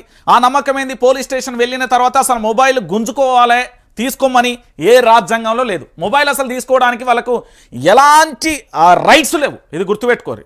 పోలీస్ స్టేషన్కు వెళ్ళగానే మన ఫోన్ గుంజుకోవడానికి వాళ్ళకు ఎలాంటి రైట్స్ లేవు. అయినా కూడా చట్టాన్ని ఉల్లంఘిస్తున్నారు కాబట్టి వీళ్ళ మీద మన కేసులు పెట్టాలి. ఇప్పుడు ఆ సిఐ కానీ ఎస్ఐ కానీ ఏంది గొంతు విసికి నానాభూతులు తిడుతూ ఇష్టానుసారంగా చేస్తున్నాడు కదా. మరి ఇప్పుడు ఏం చేద్దాం ఒకసారి మనం మాట్లాడాలి. తెలంగాణ ప్రాంత ప్రజలందరూ కూడా ఆలోచించాల్సిన విషయం ఏంటంటే, ఇప్పుడు మరి దీని గురించి ఏం మాట్లాడాలనో ఒకసారి రాష్ట్ర ముఖ్యమంత్రి గారు దీనికి ఏమన్నా సమాధానం చెప్తారా, లేకపోతే ఎవరు సమాధానం చెప్తారు అనేది కూడా మనం వేచి చూడాలి. అంటే తెలంగాణలో బీఆర్ఎస్ పార్టీ కార్యకర్తలను బ్రతకనియద్దు, సంపేమని ఏమైనా ఆర్డర్స్ వచ్చినాయా, లేదా అప్రకటిత ఎమర్జెన్సీ ఏమైనా నడుస్తున్నదా, లేకపోతే ఆ కాలంలో ఔరంగజేబ్ కానీ లేకపోతే ఇతరత్రలు దండయాత్రలు చేసినట్టు మన తెలంగాణ మీద రేవంత్ రెడ్డికి సంబంధించి పోలీసు వ్యవస్థ నుండి ఏమైనా దండయాత్ర చేపిస్తున్నారో నాకు అర్థం కాని విషయం ఇది. నేను ఈరోజు ఇలా మాట్లాడుతున్నా అంటే దీనికి చాలా చాలా బలమైన రీజన్స్ ఉన్నాయి. ఈరోజు రమేష్, రేపు పొద్దుగాల ఇంకో ఆయన, ఎల్లుండి మీరు కూడా గారని గ్యారంటీ ఏంది. నిన్న నా కాంగ్రెస్ కార్యకర్త కలిసిండు, చాలా కరుడుగచ్చిన కార్యకర్త. ఎట్లా అంటే అన్న రేపు పొద్దుగాల నాకు ఏమన్నాయి, నేను ఈ లోకాన్ని విడిచినప్పుడు కూడా నా ఒంటి మీద మాత్రం కాంగ్రెస్ కండువానే కప్పాలన్నా అన్నాడు. అమ్మ ఇంత ఇష్టమైంది భయ అని నేనన్నా. సరే, ఒక్కొక్కరికి ఒక్కొక్క ఇష్టం ఉంటుంది. అట్లా అందులో భాగంగా తాను మాట్లాడినప్పుడు నాకు కొన్ని విషయాలు చెప్పాను. నిజంగా మేము ఊహించింది ఒకటైంది, ఇక్కడ జరిగేది ఇంకోటైంది. ఎట్లా అంటే మేము ఏదో అద్భుతం జరుగుతుంది మార్పు అనుకున్నాం, కానీ మార్పు రివర్స్ అయ్యి మా జీవితాలలోనే అయిందన్న. ఇదివరకు కనీసం ఆ రోడ్డు పక్కన అదేంది చెరుకు రసం కానీ టీ కోట్ కానీ ఇతరత్ర పెట్టి బతికేటోని నేను కార్యకర్తను, నా షాప్ తీసేసి ఇప్పుడు నేను ఎట్లా బ్రతకాలి, అది ఆయన చెప్పినవేదన్నే. అదేంది హైడ్రాకు సంబంధించిన ఏదో తీసుకొచ్చి రంగనాథ్ గారు అన్నీ తీసేసి కరుడుగా వచ్చిన కాంగ్రెస్ వాదే ఆయన ఏది ఏమన్నా కానీ ఇంట్లోకి వెళ్ళి 40,000 తీసుకొని పోయి అయినా ప్రచారానికి ఆడ కార్యకర్తలకు నాయకులకు భోజనాలు టిఫిన్లు కావాలన్నా అరేంజ్ చేస్తాడట. ఆయన పూర్తి స్థాయిలో కూడా ఆయన షాపే పోతే దిక్కుముక్కు లేకుండా ఏడుస్తున్న పరిస్థితి కనబడింది. ఇక మనం ఏం చేస్తాం, నిస్సహాయ స్థితిలో ఉన్నారు కాబట్టి మనం మానసిక భరోసా మాత్రం మెంటల్గా సపోర్ట్ చేసొచ్చు. నేనేమంటున్నా అంటే, సరే కాంగ్రెస్ కార్యకర్తలన్నా బాగుపడ్డారంటే నేను సంతోషిద్దును. ప్రభుత్వం వచ్చింది పాపం, వాళ్ళన్నా బాగుపడితే తినని, వాళ్ళన్నా బాగుపడని, వాళ్ళన్నా కనీసం అభివృద్ధి బాటలో నడవని. ఒక వ్యక్తి బాగుపడితే ఆటోమేటిక్గా వాళ్ళ కుటుంబ సభ్యులు బాగుపడతారు, ఆ తర్వాత వ్యవస్థలో ఇంకా కొన్ని కుటుంబాలు వాళ్ళ మీద ఆధారపడే వాళ్ళు వీళ్ళు బాగుపడతారు అనే ఒక ఆలోచన ఉంటుంది. కానీ వాళ్ళను బాగుపడనిస్తలేవు, వీళ్ళను బాగుపడిస్తలేవు. బీఆర్ఎస్ పార్టీ కార్యకర్తలు ఏ తప్పు చేయకుండా కానిస్టేబుల్ లేకపోతే ఎస్ఐలను వీళ్ళని తీసుకెళ్ళి పూర్తి స్థాయిలో వాళ్ళని ఇబ్బంది పెట్టే ప్రయత్నం చేయబడుతుంది. ఇక ఏం మాట్లాడాలి తెలంగాణ యావత్తు సమాజం కూడా, మీరు కూడా ఆలోచించండి. ఇంతకంటే బాధాకరమైన విషయం, ఇంతకంటే ఘోరమైన పరిస్థితి బహుశా ఈ తెలంగాణలో ఇలాంటి పరిస్థితులు ఎందుకు వచ్చినాయి అనేది కూడా మనం ఆలోచించుకోవాలి కదా. ఈరోజు నేను మాట్లాడే ప్రతి మాట కూడా అక్షర వాస్తవం ఏంటంటే, యావత్తు తెలంగాణ ప్రాంత ప్రజల పక్షాన ఎక్కడ చూసినా కూడా ఒకటే అంశం కనబడుతుంది, కన్నీటి వేదనతో ఉన్నది. కేసులు ఏంటండి, ఎన్ని రోజులు బెదిరిస్తారు నాకు అర్థం కాదు. ఇప్పుడు నా మీద చాలా కేసులు అయినాయి, ఒకటి కాదు, ఇట్లా లెక్క పెట్టుకోవడానికి గుళ్ళు కేసులు అయినాయి. హైకోర్టులో క్యాష్ పిటిషన్ వేసిన, ఇతరత్ర వేసిన, ఇక అది సక్రమమా అక్రమ అన్ని దొంగ కేసులే. దాంట్లో నో డౌట్ ఎట్ ఆల్, అసలు ముచ్చటే లేదు. నేను చెప్తున్నా కదా, నేను ఏ దేవుడు కాదు, రేవంత్ రెడ్డి మీద ప్రమాణం చేయడానికనే సిద్ధం. అంత ఇష్టమైన వ్యక్తి కదా రేవంత్ రెడ్డి, అందుకే చెప్తున్నా. అంత మొత్తం ఫాల్స్ కేసు పెట్టేసి రకరకాలుగా ఇబ్బంది ఎన్ని రోజులు ఉంటుంది. ఇప్పుడు జైలుకు పోయిన వైఎస్ జగన్మోహన్ రెడ్డి మారిపోయింది. ఒకప్పుడు పూర్తి స్థాయిలో తన కోసం తన వాళ్ళ కోసం ఏదన్నా జరిగింది అంటే అక్కడ 100 మంది నిలబెట్టి కూడా కాపలా ఉంచి కూడా అది వైఎస్ జగన్మోహన్ రెడ్డికి సంబంధించిందని. ఈరోజు జగన్మోహన్ రెడ్డి మరోలా ఉన్నాడు. జైలు వేయించినాక మనిషి మారతాడు, ఆ తర్వాత ఎంత దూరమైనా తెగించడం ఏంది అంటే సపరేట్ ఉన్న వాళ్ళను పిలిచి రోడ్డు మీద చేసి హీరోలు చేసుడు తప్ప ఇక్కడ ఏం లేదు. నేను చెప్తున్నా కదా, కనీసం కాంగ్రెస్ పార్టీ కార్యకర్తలన్నా బాగుపడితే నేను సంతోషిస్తాను. కానీ బీఆర్ఎస్ పార్టీ కార్యకర్తలను వేధింపులేనే, కాంగ్రెస్ కార్యకర్తలను వేధింపులేనే, మరి ఎందుకు ఈ ప్రభుత్వం వచ్చి ప్రజలకు వేధింపులేనే, సబ్బండ వర్గాలు కన్నీళ్ళేనే. ఇక ఏం చేద్దాం ఒక్కసారి మీరే ఆలోచించుర్రి తెలంగాణ ప్రాంత ప్రజలరా. ఈ రమేష్ను గొంతు వచ్చి సంపాల్సిన అవసరమే. ఆయన ఉగ్రవాదం ఏమైనా అత్యాచారం చేసిండా, హత్యలు చేసిండా, మర్డర్లు చేసిండా, లేకపోతే ఏమైనా కబ్జాలు చేసిండా, ఏమన్నా మీ లెక్క ఈ రాజకీయ గుంగడి అనే ఒక ముసుకేసుకొని ఏమన్నా లంగ పనులు చేసిండా? చేయలే కదా పాపం. ఆయనను ఎందుకు అంతగానో వార్డు మెంబర్గా గెలిచిన రమేష్ను గొంతు వచ్చి చంపేసి ఆయన ఏడ వైన్స్లో పనిచేస్తాను, పొట్టకూటి కోసం పనిచేస్తాడు పాపం రమేష్. ఆయనను కూడా చిత్రహింసలు పెడతారు.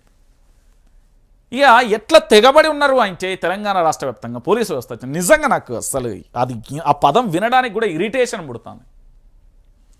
నేనా ప్రతి వారం పోయి సంతకాలు పెట్టాలి, కోర్టుకు అటెండ్ కావాలి, రకరకాల ఇబ్బందులు. ఏమవుతుంది? ఇంకో 10 మంది స్టాఫ్ను పెంచుతాను. నేను ఎగ్జాంపుల్ చెప్తున్నాను. వైఆర్టీవీకి ఇబ్బంది వచ్చింది, ఇంకో ఛానల్ వస్తుంది, ఇంకో ఛానల్ ఆగదు కదా. ప్రయాణం అనేది ఆగదు కదా. రాజుపోతే రాజరికం ఆగుతుందా?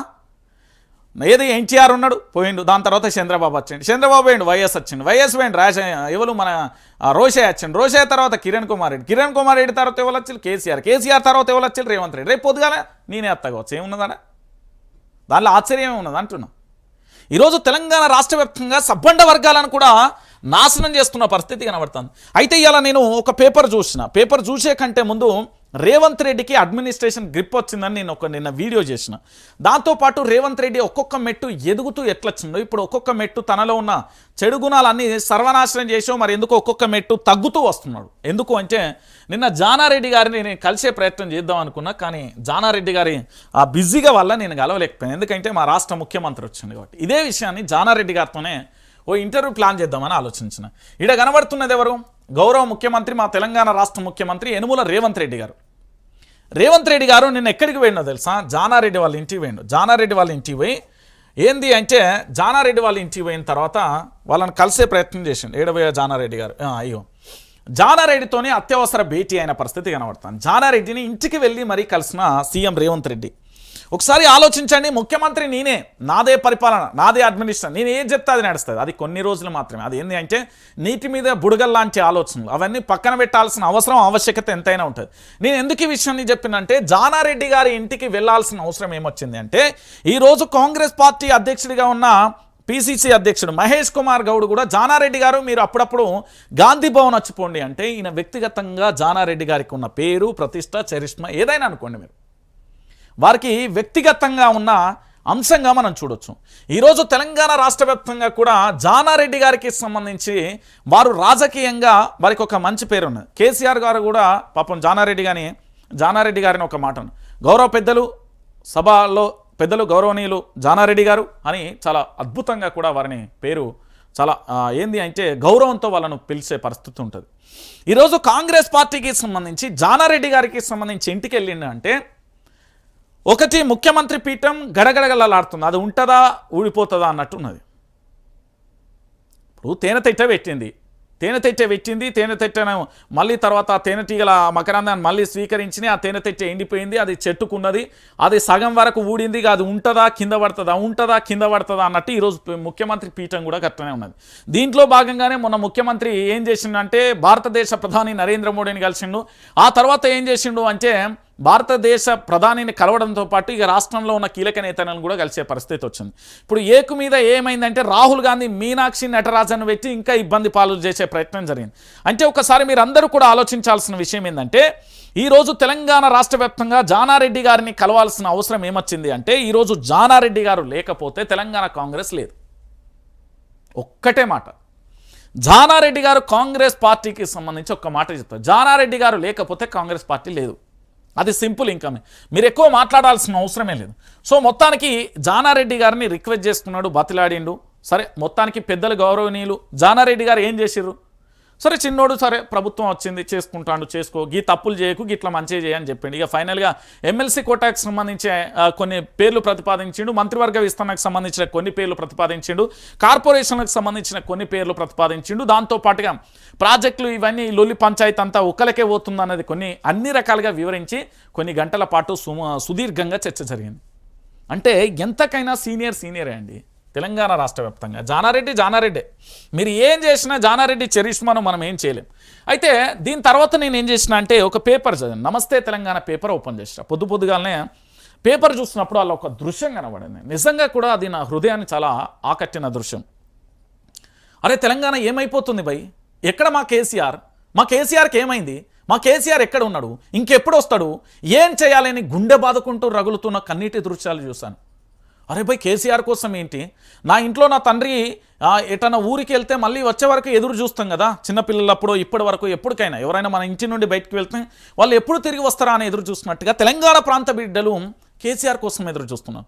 మొట్టమొదటి దళం మొట్టమొదటి బలగం అన్నీ నేనే. ఆయన కేసీఆరే రావాలి తెలంగాణ రాష్ట్రం కోసం, కేసీఆర్ ఎక్కడున్నా కేసీఆర్ వస్తేనే ఈ తెలంగాణ బాగుపడుతుంది, బాపు కేసీఆర్ నువ్వు ఎక్కడున్నావు అంటూ నినాదాన్ని రణంగా మార్చిన ఆ నినాదం ఈరోజు తెలంగాణలోని ప్రతి పల్లెలో ప్రతి గొంతుకలో వినబడుతుంది. బాపు కేసీఆర్ నువ్వే రావాలి అనే పదం ఎప్పుడైతే నేను అన్నానో ఆ పదం ఈరోజు ప్రతి ఒక్కరికి నోటికి ఒక మంత్రంలా మారిపోయింది. ఎందుకు నేను ఈ మాట చెప్తున్నానంటే నేను చూసిన ఆ ఫోటో నా కన్నీటి మాకైతే మానసికంగా, ఎందుకంటే నేను రైతు బిడ్డనే కాబట్టి వ్యవసాయానికి సంబంధించి పంట పెట్టుబడి పెట్టిన తర్వాత ఆ పంట కళ్ళం ముంగట ఎండిపోతూ ఉంటే 9 నెలల పాటు గర్భంలో మోసిన తల్లి బిడ్డ జన్మనిచ్చిన తర్వాత ఆ శిశువు మరణిస్తే ఎంత వేదన ఉంటుందో అంతే ఉంటుంది. నేను చెప్తున్నా, భూతల్లి ఒడిలో పుట్టిన బిడ్డగా చెప్తున్నా. అయితే ఏంటి ఆ ఫోటో అంటే ఒక్కసారి మీరే చూడరు, ఇది ఇక్కడ ఒక్కసారి చూడరు. నిజంగా చెప్తున్నా, మీరు ఒక్కసారి ఈ ఫోటో చూసిన తర్వాత తెలంగాణలో ఏ పరిపాలన నడుస్తుంది అని చెప్పడానికి మాట్లాడడానికి మాటలు రాని పరిస్థితి కనబడుతుంది. ఎస్ రంజిత్ మాట్లాడుతున్నాడు, బాజాప్తగా మాట్లాడతాడు. భయ్ ఉండేది ఇక్కడ, నేను శాశ్వతంగా ఉండడానికి రాలే, ఇక్కడ శాశ్వతంగా బ్రతకం, ఇక్కడ ఎక్కువ రోజులు కూడా బ్రతకం, కంటి కన్ను రెప్పగొట్టేలోపు మనిషి ప్రాణం ఎప్పుడైనా పోవచ్చు, అది గుండెపోట ఇతరత్ర ఏదైనా జరగవచ్చు, ఏ రకంగానైనా మనిషి మరణం అనేది ఉంటుంది. ఉన్నన్ని రోజులు సాటి మనిషికి సాయం చేసే ఒక కోణంతో రావాలి. కానీ ఈరోజు తెలంగాణ రాష్ట్ర ముఖ్యమంత్రి యనుమల రేవంత్ రెడ్డి గారు పీఠం ఎక్కిన తర్వాత తాను దేనికోసం ఏడుస్తున్నాడో తెలుసా? తన కుటుంబంలో ఏదో జరిగిపోయిందనో, లేకపోతే తన కూతురు బిడ్డకి ఏదైనా ఆపదొచ్చిందనో, తన భార్యకి ఏదైనా ఆపదొచ్చిందనో, తన తల్లిదండ్రులకు ఏదైనా ఆపదొచ్చిందో అని ఆ కన్నీళ్లు పెడతలేదు. తన కళ్ళ ముంగట తాను కష్టపడ్డ పంట ఎండిపోతా ఉంటే రగులుతున్న గుండె నుండి వచ్చిన ఒక్కొక్క రక్తపు బొట్టు అది. నేను చెప్తున్నా కదా, ఆ రైతు కన్నీళ్ళ దృశ్యం అది. ఎందుకు నేను ఈ విషయాన్ని చెప్తున్నానంటే ఒక్కసారి చూడండి, శ్రీరామ్ సాగర్ ప్రాజెక్టు దాపునే ఉన్న జగిత్యాల జిల్లాలోని సాగునీరు అందక పంటలు ఎండిపోతున్నాయి. పచ్చని పంటలకు ఆలవమైన సారంగపూర్ మండలం పోతారం నాయకపు గూడెంలో ఇప్పుడు దుర్భిక్ష పరిస్థితులు నెలకొన్నాయి. ఎస్ఆర్ఎస్పీ నీళ్లు హనుమంతరావు కుంటకు చేరితే 100 ఎకరాలు సస్యశ్యామలంగా అయ్యేవి. భూగర్భ జలాలు పెరిగి బావులు బోర్లల్లో నీళ్లు సమృద్ధిగా ఉండేవి. గత 2 సీజన్లుగా ఎస్ఆర్ఎస్పీ జలాలు హనుమంతరావు కుంటలోకి చేరకపోవడంతో యాసంగిలలో బోర్లు బావులు అడగంటిపోయాయి. ఎకరం ఉన్న పొలంలో వరి పెట్టిన ఎస్ఆర్ఎస్పీ నీళ్ళు వచ్చి కుంట నిండుతుంది, బావిలా నీళ్లు పెరుగుతాయని ఆశపడ్డాం. కానీ ఏడు కూడా నీళ్లు రాలే, నీరందక కళ్ళ ముందే పంటంతా ఎండిపోతుంది. ఇప్పుడు నాకు దిక్కెవరు, ఆదుకునేటోళ్ళు ఎవరు అంటూ రైతు భూమారెడ్డి ఎండిన తన పంటను చూసి కన్నీరు పర్యతమవుతున్న పరిస్థితి. ఇది సారంగపూర్కు సంబంధించి జగిత్యాలకు సంబంధించిన ఒక అంశం అండి. ఎంత బాధాకరమైన విషయం అంటే తెలంగాణ ప్రాంత బిడ్డలారా మీరే ఆలోచించండి. ఇంతకంటే బాధాకరమైన విషయం ఈ రైతుకు సంబంధించి నేను తనను ఏంది అంటే తను ఏడ్చిన దృశ్యాలకు సంబంధించి ఆ విజువల్ తీసుకొచ్చే ప్రయత్నం చేసిన. ఇక ఒక్కసారి ఇక్కడ చూడుర్రి, నిజంగా బాధ అనిపిస్తుంది.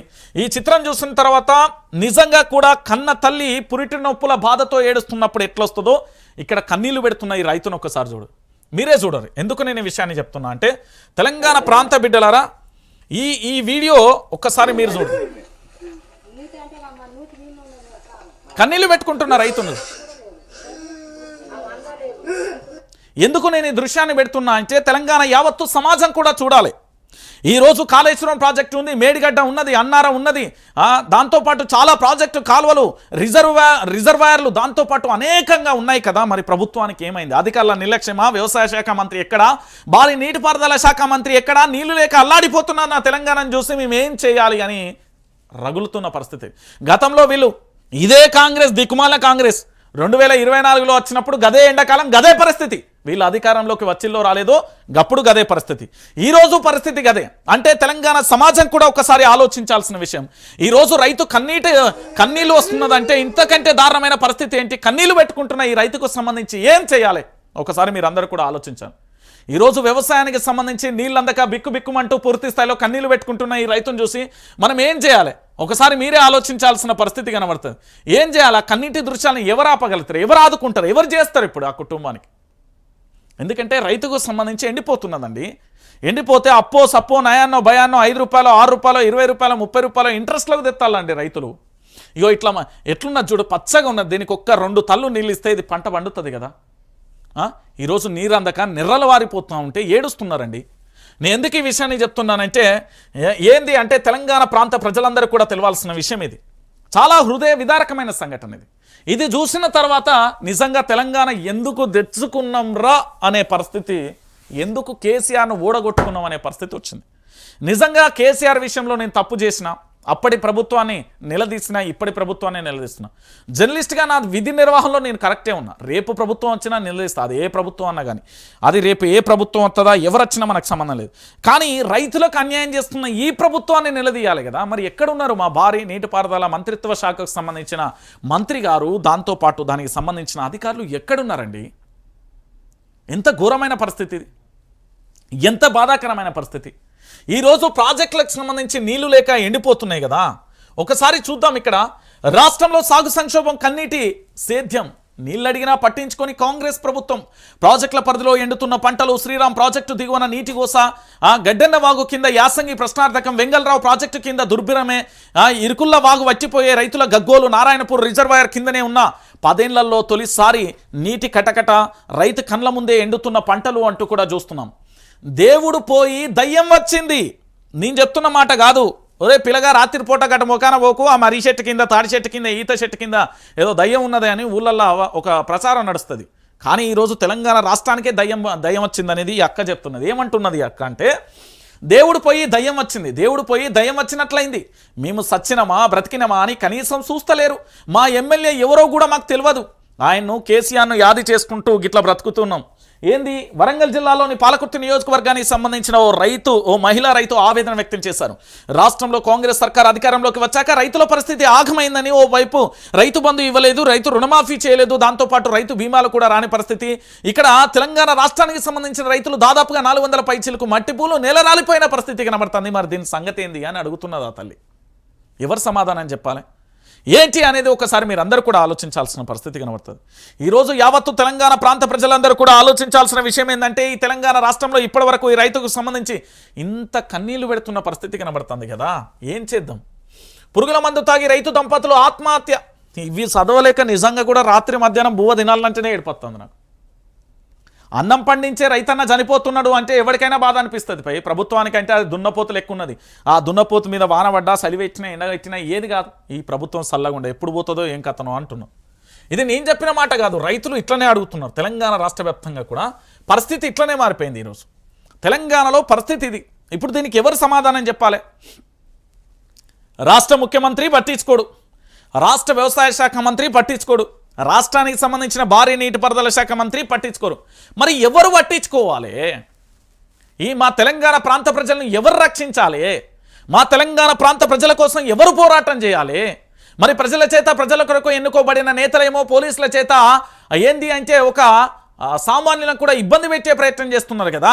కానీ మా పరిస్థితి ఏం గాను ఈరోజు మా పంటలు ఎట్లా వండాలి, మా జీవితం ఏంది, మా కొడుకు బిడ్డల పరిస్థితి ఏంది, మా నేల తల్లి నెర్రలు వారిపోయి కన్నీళ్లు పెడుతూ ఉంటాము పరిస్థితి కనబడుతుంది. పచ్చాని భూమికి రంగేసినట్లుగా గత కేసీఆర్ ప్రభుత్వంలో ఉండే ఈరోజు ఈ పరిస్థితి ఏంది, ఏం చేయాలి, ఏం చేస్తే మాకు ఈ దరిద్రమైన కాంగ్రెస్ పోయి అదృష్టం వస్తుంది అనేది రైతులు అల్లాడిపోతున్నారు. ఇది వాస్తవమైన దృశ్యం, కళ్ళకు కనిపించే సజీవమైన సాక్ష్యాలని నేను చెప్తా.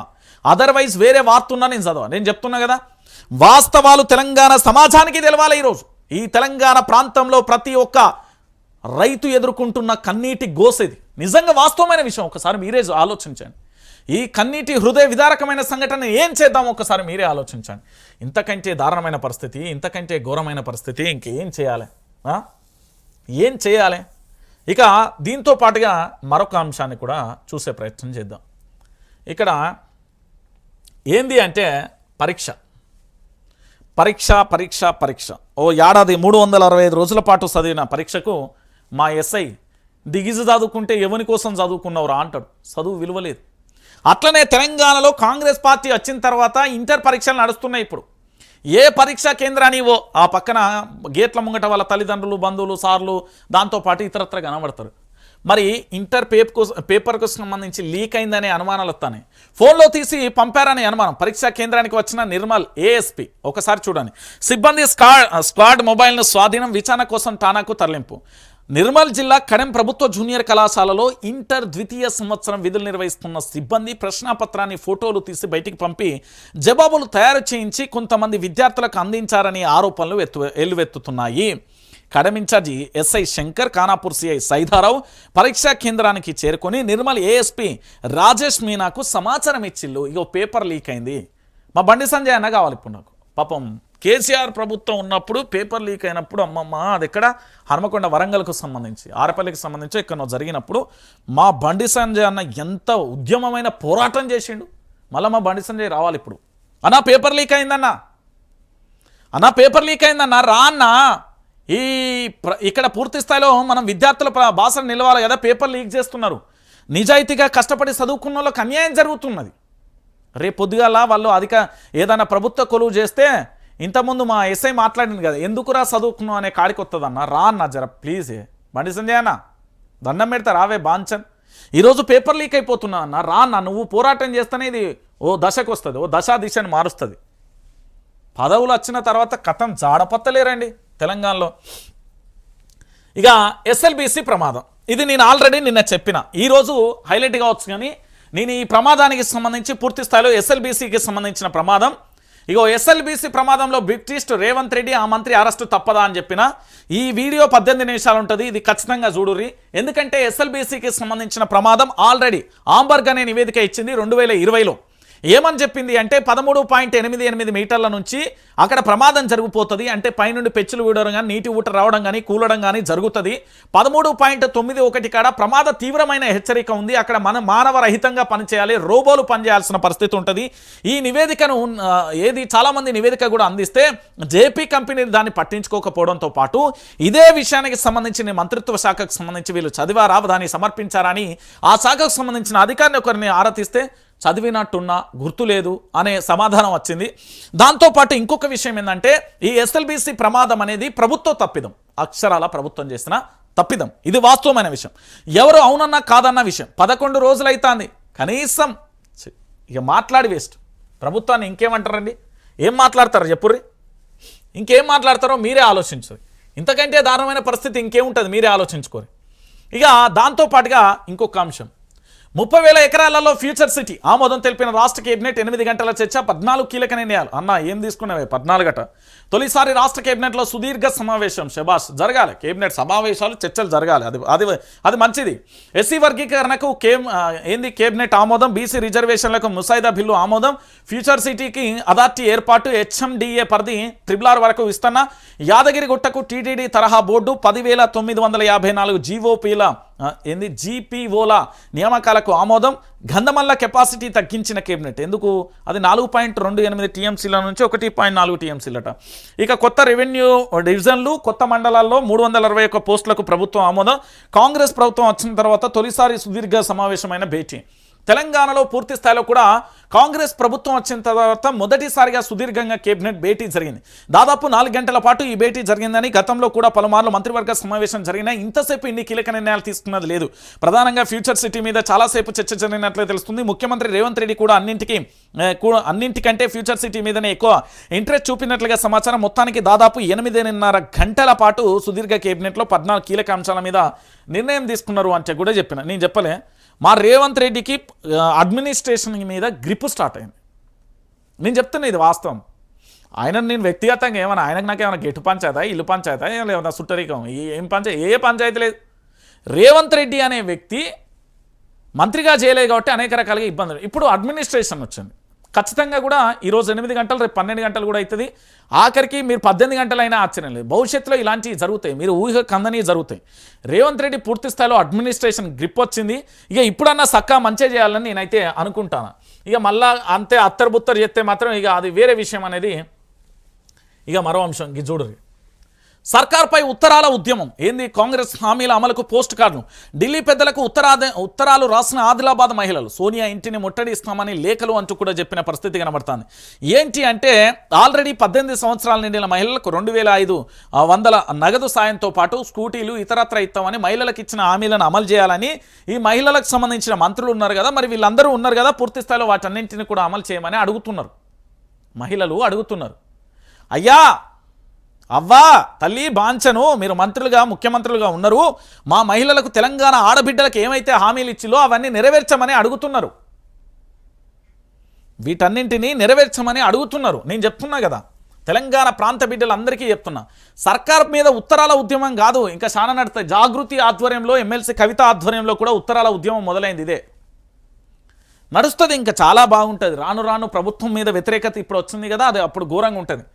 ఇక విదేశీ విద్యా పథకాన్ని నిర్విరామం చేశారు. సర్కార్ తీరు విద్యార్థుల పాలిట శాపం. ఎక్స్ వేదికగా ప్రశ్నించిన మాజీ మంత్రి హరీష్ రావు విదేశీ విద్యా పథకం స్కాలర్షిప్ల విషయంలో కాంగ్రెస్ ప్రభుత్వం వివరిస్తున్న తీరు పేద మధ్యతరగతి విద్యార్థులకు శాపంగా మారిందని బీఆర్ఎస్ ఎమ్మెల్యే హరీష్ రావు విమర్శించారు. పథకం కింద ఎంపికైన విదేశాలకు వెళ్లిన విద్యార్థుల స్కాలర్షిప్ డబ్బులు రాక ఆవేదన చెందుతుంటే కాంగ్రెస్ ప్రభుత్వానికి చీమ కుట్టినట్లుగా లేకపోవడం దుర్మార్గం అన్న పరిస్థితి కనబడుతుంది. ఈ దేశం నుండి విదేశాలకు వెళ్ళి గొప్ప గొప్ప చదువులు చదువుతా అని పోతున్నారు కదా, మీకు 2 అడ్వైజులు ఇస్తాను. ఒకటి, స్కాలర్షిప్ ఇది డిమాండ్, కానీ మీరు వెళ్తున్న చదువు విదేశీ విద్యకు సంబంధించి అక్కడ ఒకసారి చూసుకోండి. నిన్న కాల్పులలో ఒక వ్యక్తి చనిపోయింది విదేశీ విద్యకు అభ్యసించి ఎంసీజే చేయడానికి, కేశంపేటకు సంబంధించిన వ్యక్తి అనుకుంటా. ఈ నెలలోనే ఇది 3వ ఘటన. గతంలో జరిగినాయి. చాలా జాగ్రత్తగా వెళ్ళురి, విదేశాలకు వెళ్ళాలి అనుకుంటే. లేదు అంటే ఇక మీరు ఆలోచించుకోవాల్సిన పరిస్థితి. ఇక దీంతో పాటుగా మరొక విషయాన్ని కూడా మీకు చెప్పాలి. ఏంది అంటే తెలంగాణ ప్రాంత వ్యాప్తంగా కూడా వైఆర్టీవీ తెలుగు న్యూస్ ఛానల్, ఏంది YRTV Telugu news channel live లేటుగా వస్తున్నది, కథ ఏంది, లక్షణం ఏంది అనేది నన్ను చాలా మంది కూడా అడుగుతున్న పరిస్థితి కనబడుతుంది. బాధ్యతగా లేటే వస్తుంది అన్న. ఇక్కడ తెలంగాణ రాష్ట్ర వ్యాప్తంగా కూడా పూర్తి స్థాయిలో ప్రభుత్వాన్ని ప్రశ్నించడానికి లేదా ప్రభుత్వానికి సంబంధించి పూర్తి స్థాయిలో కూడా ఎప్పటికప్పుడు కూడా నిర్ణయాలు తీసుకుంటున్నాయి అన్నీ కూడా మీరు చూస్తున్నారు కదా. అయితే గతంలో ఇదే వైఆర్టీవీ తెలుగు న్యూస్ ఛానల్కి సంబంధించి షార్ట్ సర్క్యూట్ జరిగింది. షార్ట్ సర్క్యూట్ జరిగినప్పుడు దాదాపుగా పూర్తి స్థాయిలో 23 లక్షల రూపాయల లాస్ వచ్చింది. దాంతో తీవ్రమైన ఇబ్బందులు ఎదుర్కొన్నాం. మొత్తానికి లైవ్ అయితే లేట్ అవుతుంది. నేనేమంటున్నా అంటే మా ఛానల్కి సపోర్ట్ చేసేవాళ్ళు ఇగో ఇక్కడ 9908572666 అనే PhonePe number, Google pay number ఉంటుంది. దీనికి ఏమైనా సాయం చేయదలుచుకుంటే చేయరు. ఎందుకంటే మానవతా హృదయంతో చేయదలుచుకుంటే చేసుకోరు. ఇక వైఆర్టీవీ తెలుగు న్యూస్ ఛానల్ అయితే సబ్స్క్రైబ్ చేయరు. ఎందుకంటే తెలంగాణ ప్రాంత ప్రజల పక్షాన ప్రజల కోసం నిరంతరం పోరాటం చేసే ఏకైక ఛానల్ నాదే. ఎందుకు నేను ఇంత గర్వంగా ఇంత కాన్ఫిడెన్స్గా చెప్తున్నానంటే నాది ఫేక్ వ్యూవర్షిప్ కాదు, నాది ఏది కాదు. మీరు ఒకసారి నా వ్యూవర్షిప్ కూడా చూడరు. ఎందుకంటే తెలంగాణ ప్రాంత బిడ్డలందరికీ కూడా చూడాలి. ఇగో 1000 మంది చూసిలు, 1900 మంది, 3400 మంది, ఇగో 1000 మంది, 1100 మంది, 1100, 2600 మంది, 12000 మంది, 7000 మంది, 14000 మంది. ఇది అంతా రియల్ వ్యూవర్షిప్. అందరిలా నేను ఏంది అంటే ప్రమోషన్ చేస్తానని నేను చేస్తాను. ప్రజలకు కావాల్సిన కంటెంట్ ఏందో అందిస్తున్నా, వాస్తవాలను తెలంగాణ ప్రాంత బిడ్డలకు తెలియజేసే ప్రయత్నం చేస్తున్నా.